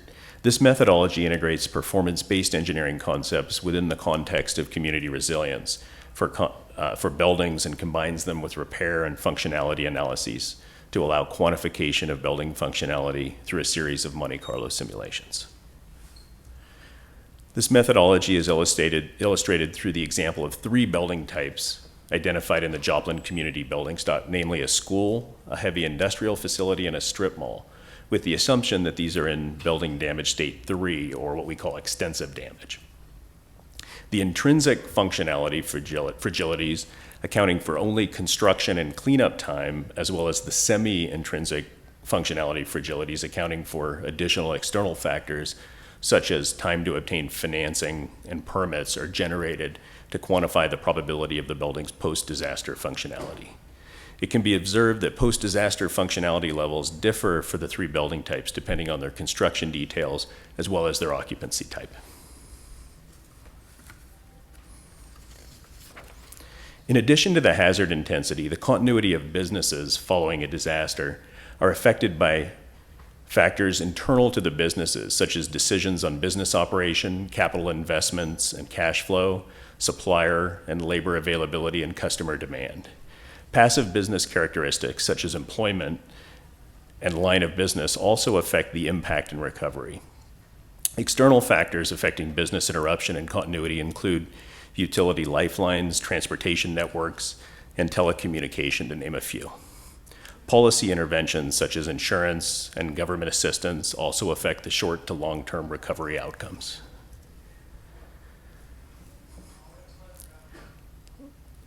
In order to estimate the probability of business closure 3 months after the event, the interdependency of physical structural damage and business characteristics is modeled. And I see we're using a Mac. This was developed on a PC, so I see we have an equation problem, but we can get you that equation if you're interested. So, first, the expected damage is estimated by calculating the sum of severity of the damage at each damage state, weighted by the probability of each of the damage states. Then business characteristics such as employment size, franchise status, and sectors including manufacturing, construction, and retail are considered. The map at the top shows the probability of business closure at each business location. As would be expected, the business closure tends to increase as the tornado intensity increases. No businesses were predicted to have closed in the EF1 region of the tornado. About 6% closed in EF2, 77% in EF3, and above 97% of the businesses closed in the EF4 and EF5 regions. The total jobs affected were 945, and total annual sales value affected is predicted to have reached over 176 million.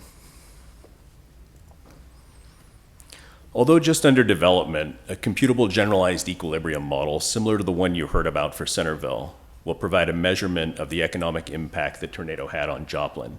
Predictive models for each year will be developed to determine how well the forecast predicts changes to the local economy. Population data from the Census Bureau was used to determine the spatial variance and social vulnerability.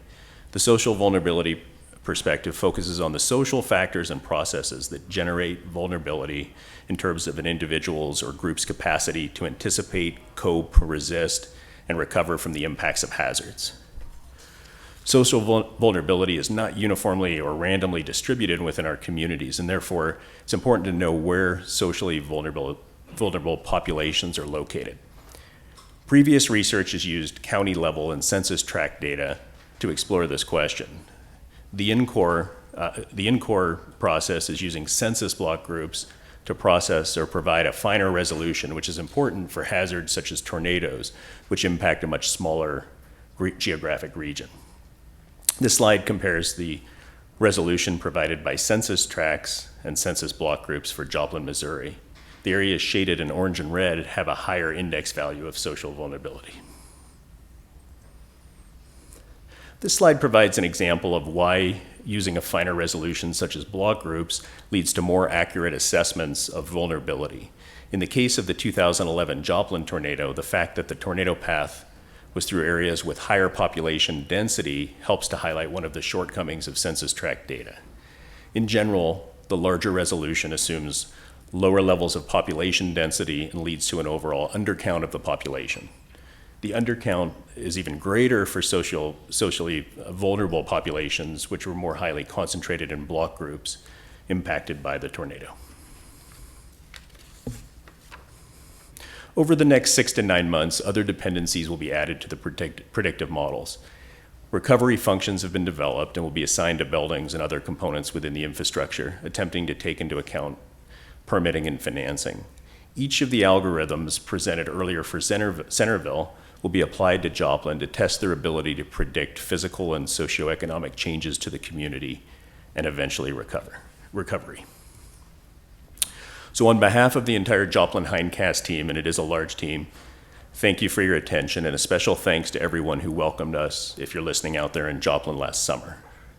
I'd now like to introduce Judy Matrani-Reiser, the head of Disaster and Failure Studies program at NIST, and our social science lead for the center, Walt Peacock, to give a presentation on Lumberton.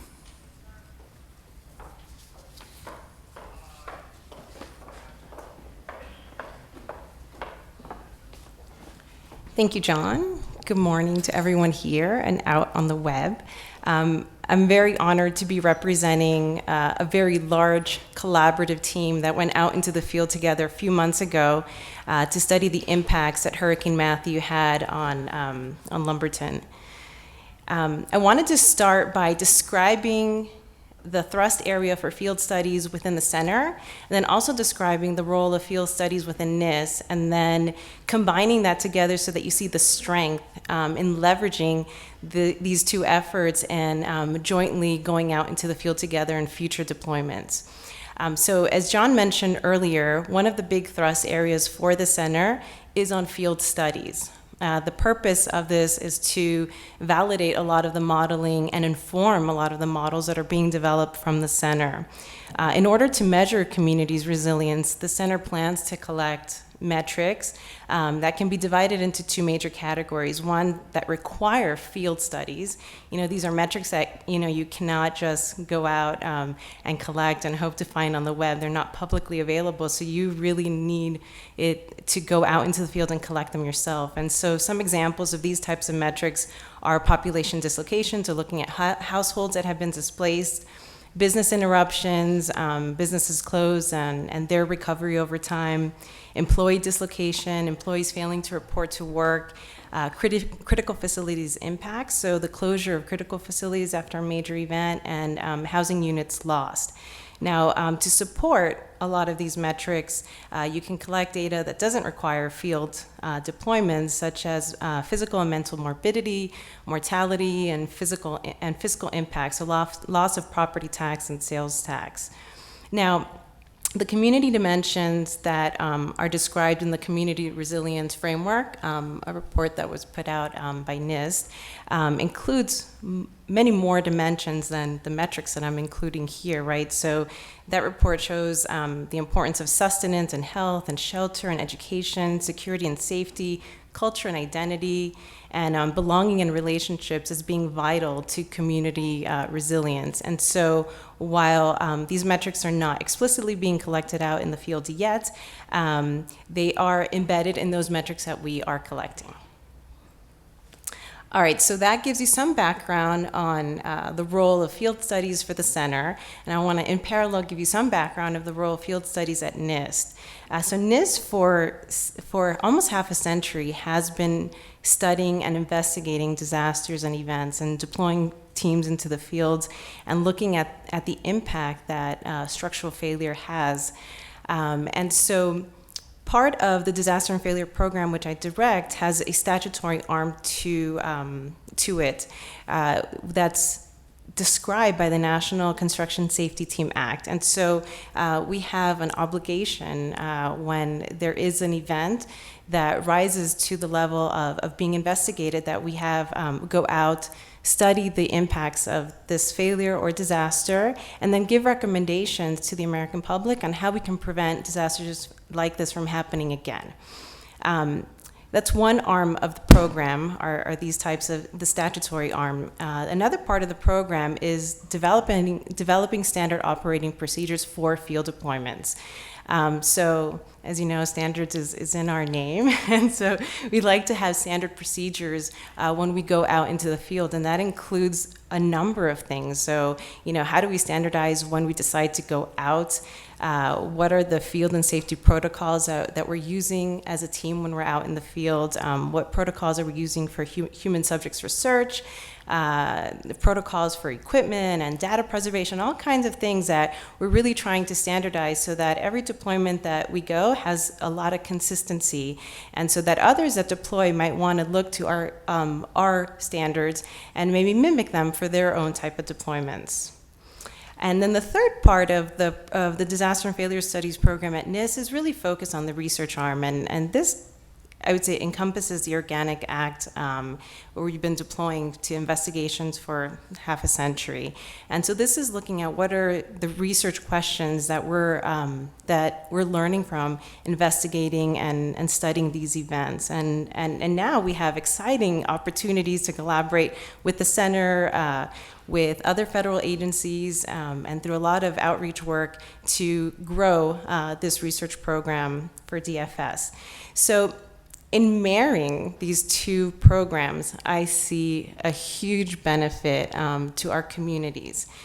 So the two programs are really going to benefit in three major areas: in data collection, in field methods, and in findings. So we'd like to collect data that establishes likely technical factors that are responsible not just for poor, but for successful performance of building an infrastructure, right? So we want to capture when we're doing things the right way, and build that into our thinking. We also want to collect data that's related to community impact and recovery, which has not been historically done in NIST investigations, but I believe will be a new and exciting direction that we're moving in with, especially with our new, we have new groups on community resilience.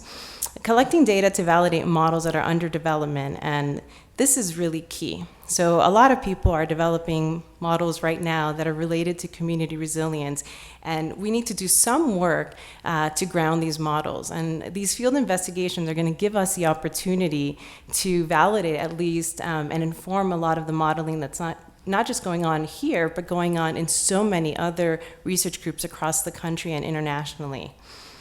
Second, area that the collaboration is really going to inform is on field methods. So trying out new field sampling protocols, this is really key. I mean, we did something really novel with Lumberton, and I hope that can be repeated with future field investigations and future groups that are going out there. And also assessing new field equipment. So these opportunities, when we go out together, it's really a nice opportunity to try out new things, see what works and what doesn't work, and then update how we might incorporate those types of equipment in the future. And then finally, what our findings are going to do, what kind of implications might our findings have. So we'd like to recommend frequency of data collection to capture community functioning over time, right? So we're learning from this process. We're going to learn what's the right frequency that we have to return to a site so that we can truly capture its recovery over time. And also recommend, as necessary, specific improvements to standards, codes, and practices based on field studies. So when I started at NIST about half a year ago, Hurricane Matthew happened about a month after I started, and I would say John called me immediately, and we started talking. This was a very big event. At its peak, it was a Category 5 hurricane, so we knew it might have the potential impact to be a very interesting disaster to study. And so it hung out at the coastline for a while before finally making landfall as a Category 1 with sustained winds of 75 miles per hour in South Carolina. But it had very large impacts, especially to the state of North Carolina. We saw 27 deaths in North Carolina. More than 2,300 people were saved with over 600 rescue operations. Thousands were displaced. A lot of people at its peak, 900,000 without power, huge transportation and network disruptions, and more than 40 schools closed for 3 weeks. That's a long time for kids to be out of school. So North Carolina became a focus for us as a potential interesting study area for community resilience reconnaissance work.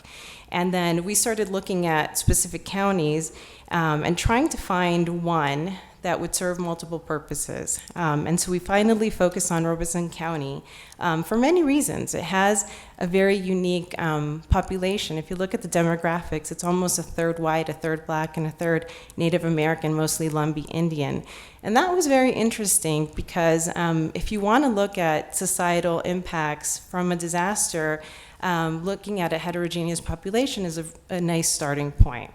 Also, there was the hurricane and the subsequent flooding had huge impacts on this area.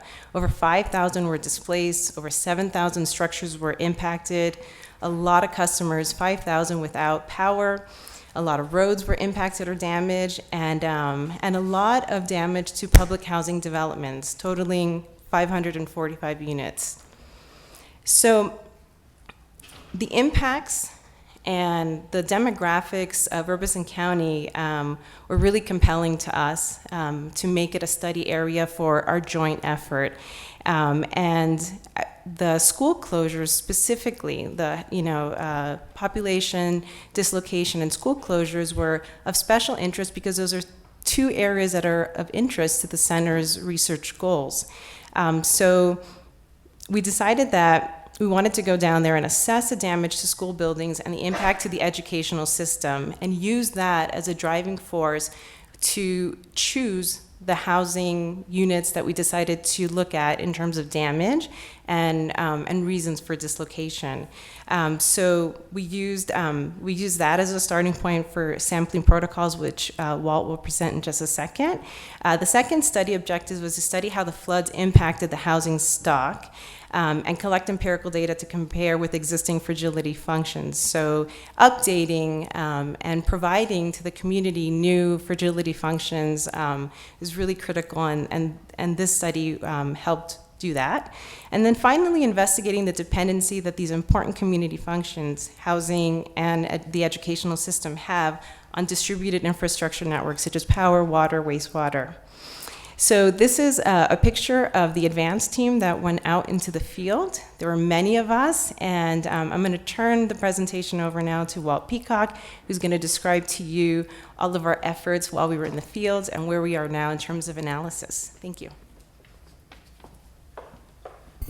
Thanks, Judy. This is, again, a picture of our field team, or our initial field team. We actually were there for over a week, so we had people coming in and out in terms of participation in the field. This really gives you a better picture of the number of people that were involved. And the really neat thing is we had 7 different universities that were involved, as well as individuals from NIST and FEMA that were involved. And importantly, these were social scientists, economists, planners, as well as sociologists and engineers linked together in interdisciplinary teams to try to address and understand what happened with respect to Lumberton.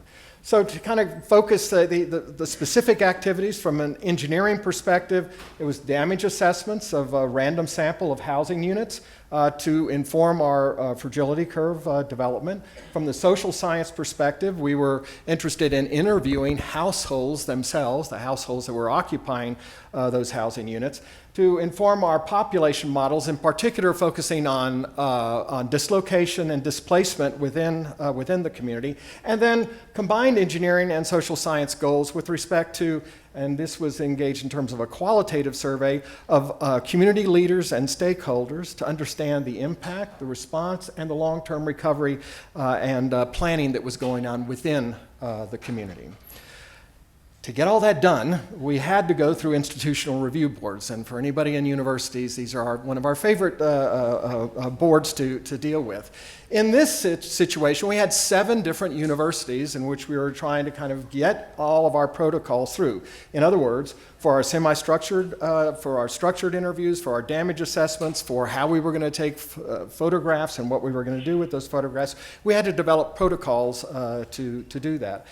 Jen Tobin Gurley and Lori Peak were really the spearheads of this to really push these things through an umbrella agreement here at Colorado State and then through our universities. So we developed protocols in terms of the recruitment of interviewees, informed consent, the data collection methodologies and instruments, in particular the interview instruments themselves, what kinds of data that we were collecting, and then in terms of photography, both the public kind of photography that we would be taking of outside structures, as well as internal and getting clearance forms and releases and the like. And amazingly, it got through, and we were able to get out into the field to actually collect data.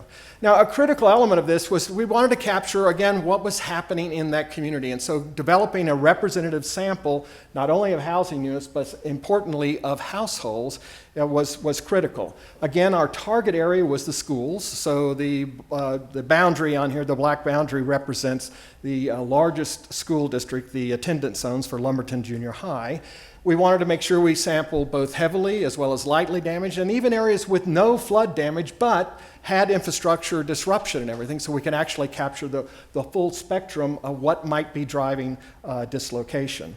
So we developed a random sample here using a stratified two-stage random sampling process. First, selecting on the basis of census blocks, which are critical for us to actually plot through what pre-existing population was like, as well as through the post-disaster process.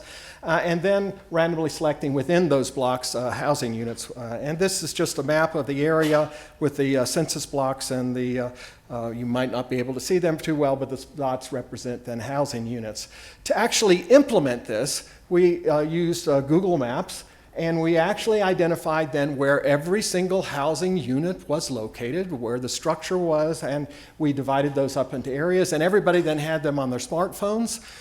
We didn't buy smartphones for everybody. Everybody already had their smartphones. So we had their smartphones, and so we can actually zoom in and then update these so we could mark where we hadn't surveyed, where we had surveyed, what was the state of the survey in those areas, as well as our primary and secondary units as well too.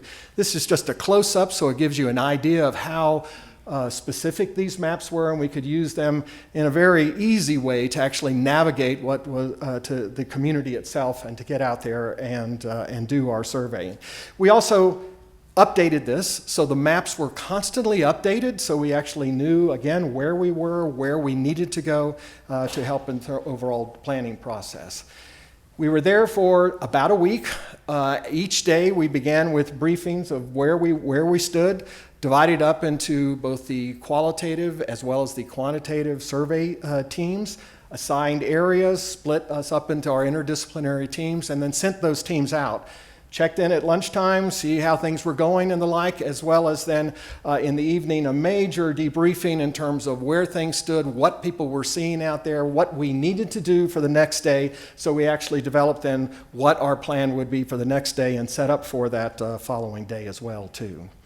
Now we're just into the early stages of analysis, but just to kind of give you all a sense of what we've done in terms of our damage assessment as well as dislocation, this table represents at least the kinds of residential structures we saw in and actually assessed within Lumberton. Most were light wood frame structures with brick veneer. Of average quality in terms of overall construction, and typically these were 1 and 2 stories, for the most part really 1-story structures. About 2/3 had crawl spaces, the rest were slab on grade. Not very good for a flooding situation, but you can see big differences there in terms of the nature of damage as well too. Generally, we're dealing with single-floor structures. Majority, again, were single-family residents, a number of multifamily, oftentimes duplexes and triplexes, and then a few larger multifamily structures as well too. These were the damage states in terms of different components of the home, as well as the overall damage state. So everything from DS0, no damage, all the way through DS4, although quite frankly the majority of the structures that were assessed were in the range of 1 and 2, with a limited number in 3 and 4 damage states there in Lumberton. Here's an example of 2 sets of fragility curves that for homes with crawl spaces versus those on slabs. So the horizontal axis here represents the flood level at threshold, and then the probability of being in particular damage state. So if you look at, you can see that the probability of being in a higher level of damage state increases, of course, as the flood level increased within those areas. We took that, or we're taking that, and actually then linking that with dislocation data. Overall, about 49% of the households that we, the housing units that we surveyed, and then the households, about 49% dislocated. And you can see there's a direct relationship with damage, right? At DS0, about 25% dislocated, all the way up to 94% at DS3 plus. But also important socio and demographic differences as well, too. If we look at tenure, for example, for renters, about 69% dislocation, whereas for homeowners, it was only about 48%. And then, remember, Judy talked about the ethnic racial breakdowns in the community.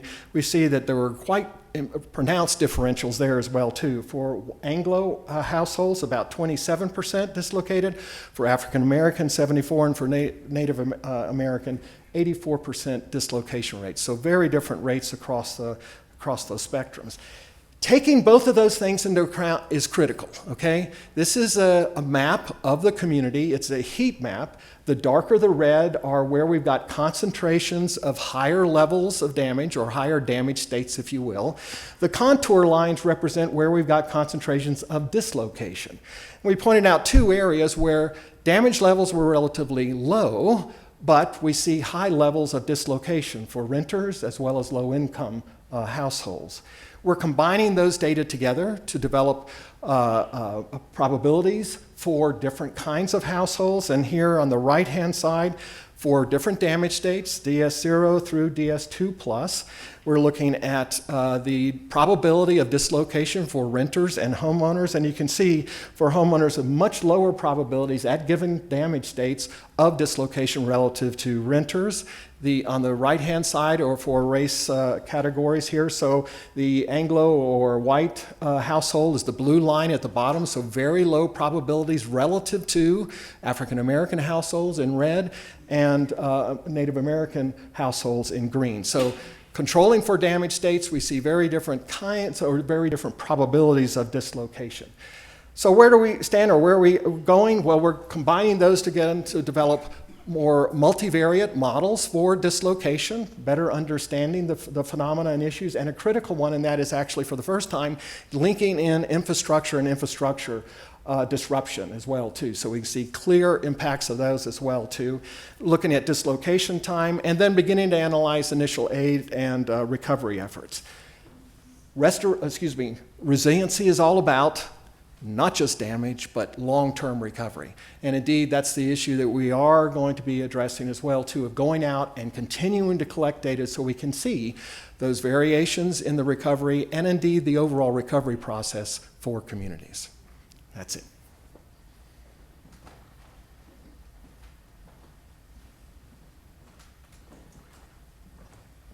Now we have time for more questions from the audience or those who are joining on the web.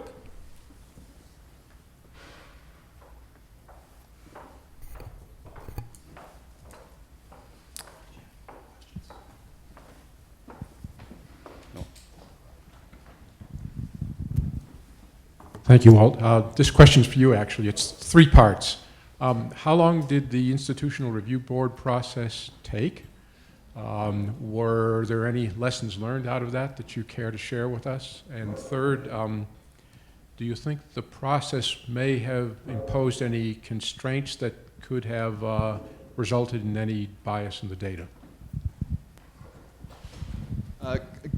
Good questions, and I'm actually going to turn it over to Lori and Jen since they spearheaded it through it. But I will say, as one of the participants, were it not for them, we would not have been out there in the field. And part of that was not just simply the Institutional Review Board, but also dealing with the bonehead researchers that were actually involved in the teams and getting them involved as well, too. So So we'll start with how long it took. So we were just looking at each other. This really was a 1.3-month-long process from the very first meeting that John and Jen and I had with the Institutional Review Board here at Colorado State University to inform them of the study, and then to begin the process of preparing all of the paperwork, and then beginning to link with all of the field teams and the universities and so forth, because both individual researchers had to go through the training process to become certified, but also we had to have these institutional agreements, and fortunately all of the universities signed on, but it was a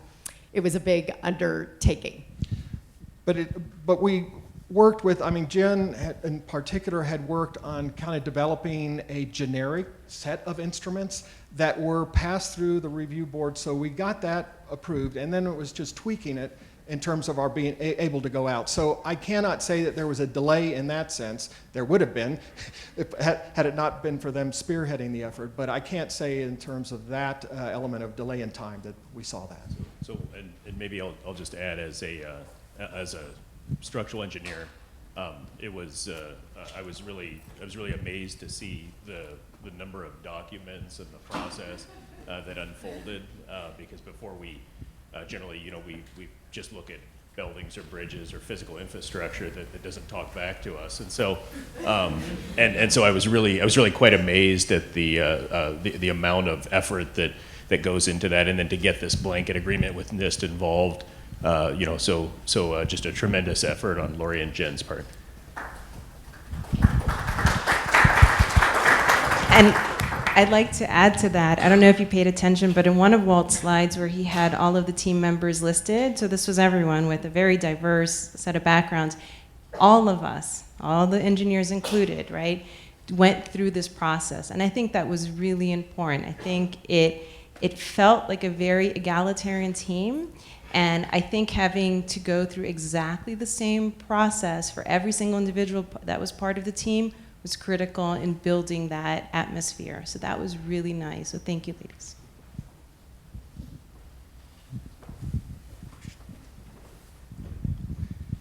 So in the dislocation models that we've seen before, there's some types of difference between, I guess, we would call voluntary versus involuntary dislocation, or maybe short-term and long-term dislocation, however you want to think about it. In your survey instruments or in the work that you did, are you able to distinguish between those two? Thanks, Charles. Very important, because in our initial algorithms, we clearly saw that in Centerville, and we were able to ask income questions as well as disruption questions to infrastructure, and at least in the preliminary analysis, we certainly see that. We see peaks at lower levels as well as peaks at higher levels, with oftentimes much less damage, because there are resources available, so getting out of the home for that period of time in which any kind of repair work. So we actually are seeing that as well too, so I'm hoping that we can push that further to actually capture that. Good, thank you.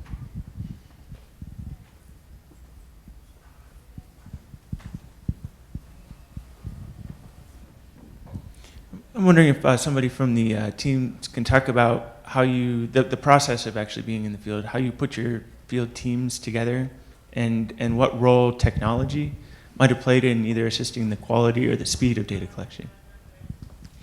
So I'll start, and Walt, you can finish up if I don't capture everything. But I think we were very, I don't know if you saw that one picture that had all the writing. We were very good every morning and every evening to talk about where we were at and where we wanted to go.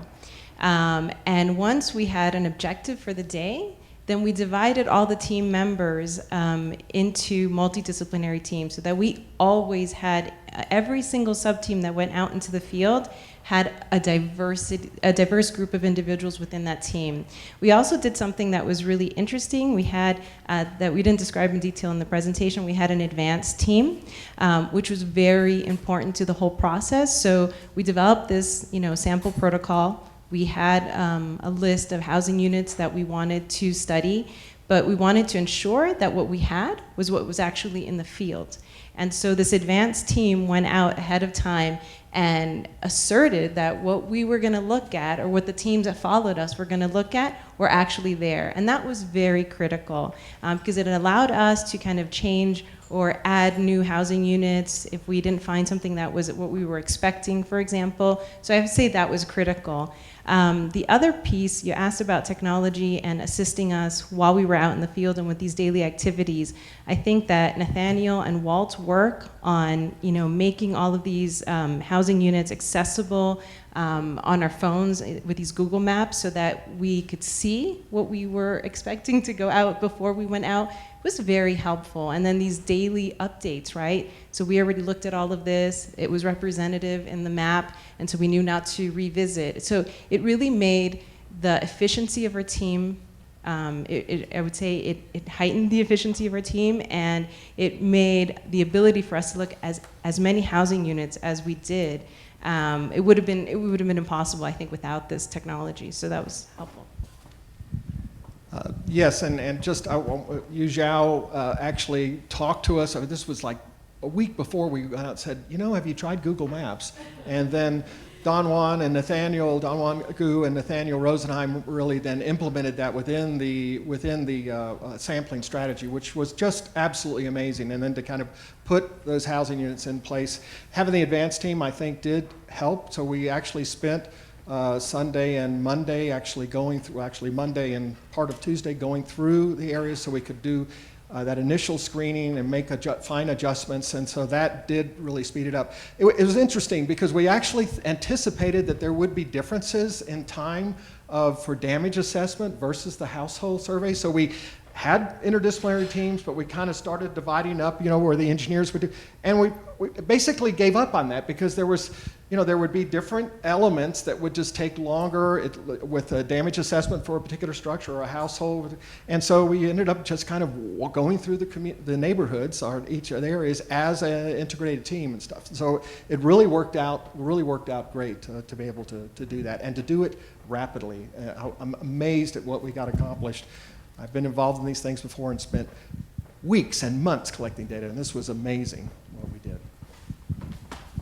I want to add one more thing, that the evening briefings, which were critical, I mean, they would go on for hours sometimes. I think people were really starting to hate us. But they were critical because you went out into the field and you learned what worked and didn't work, right? It really, if you want to ask that question, ask it in this way, or if you want to do damage assessments, it's pretty quick to do it this way. And Bill would fill in and say what was working for their team, and it was very helpful because everyone that went out had their own successes and their own failures. And that evening we discussed them and integrated that into the procedures for the next day. And so we were effectively trying to make everyone successful every time and minimizing kind of the learning curve when we were out there. So the morning debriefs were great in organizations, but the evening debriefs were great in kind of tweaking our strategy and our process when we were out there. And that was great.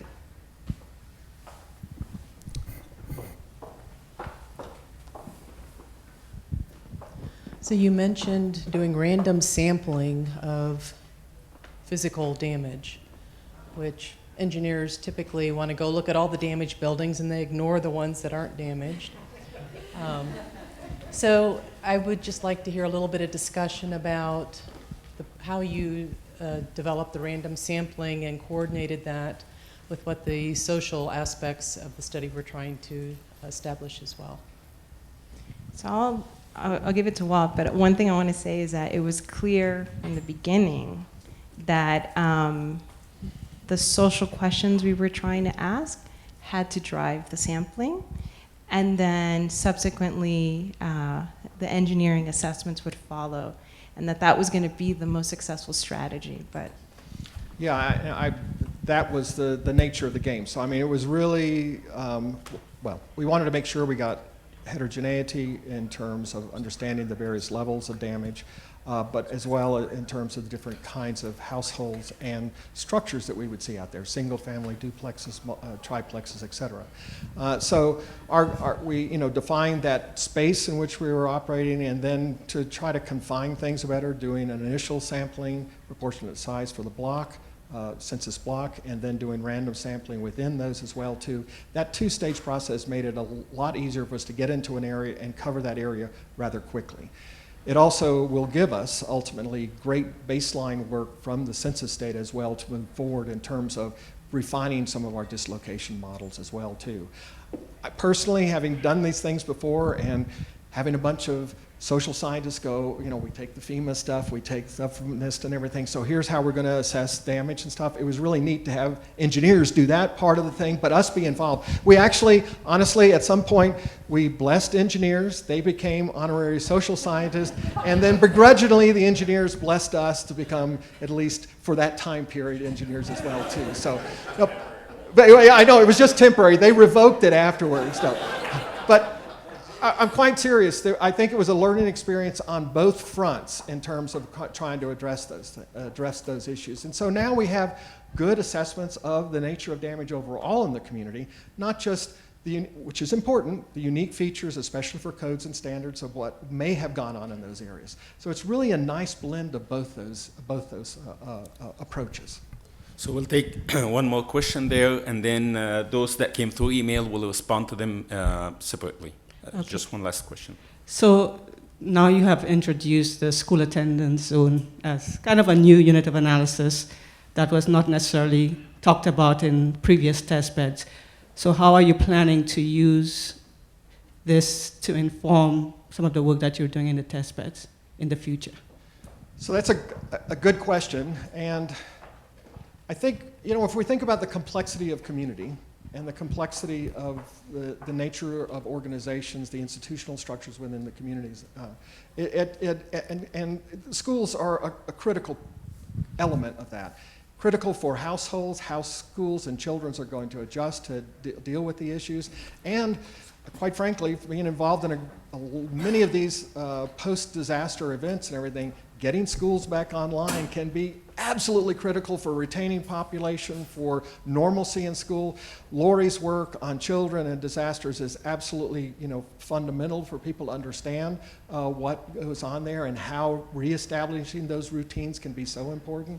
And so we will combine those together with the data that we collected through the semi-structured interviews with the schools as well too and stuff. So we haven't gotten to that process yet, but we'll have the systematic data.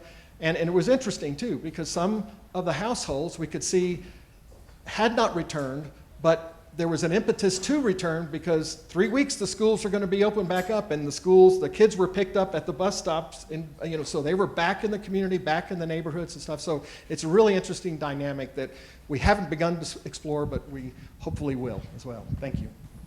Okay, well, with that, I'd like to go ahead and close the webinar. And so on behalf of all of the Center of Excellence researchers and collaborators, for those of you out on the internet or on the web, thank you very much for attending, and we look forward to interacting with you at the upcoming conferences and other venues. Thank you.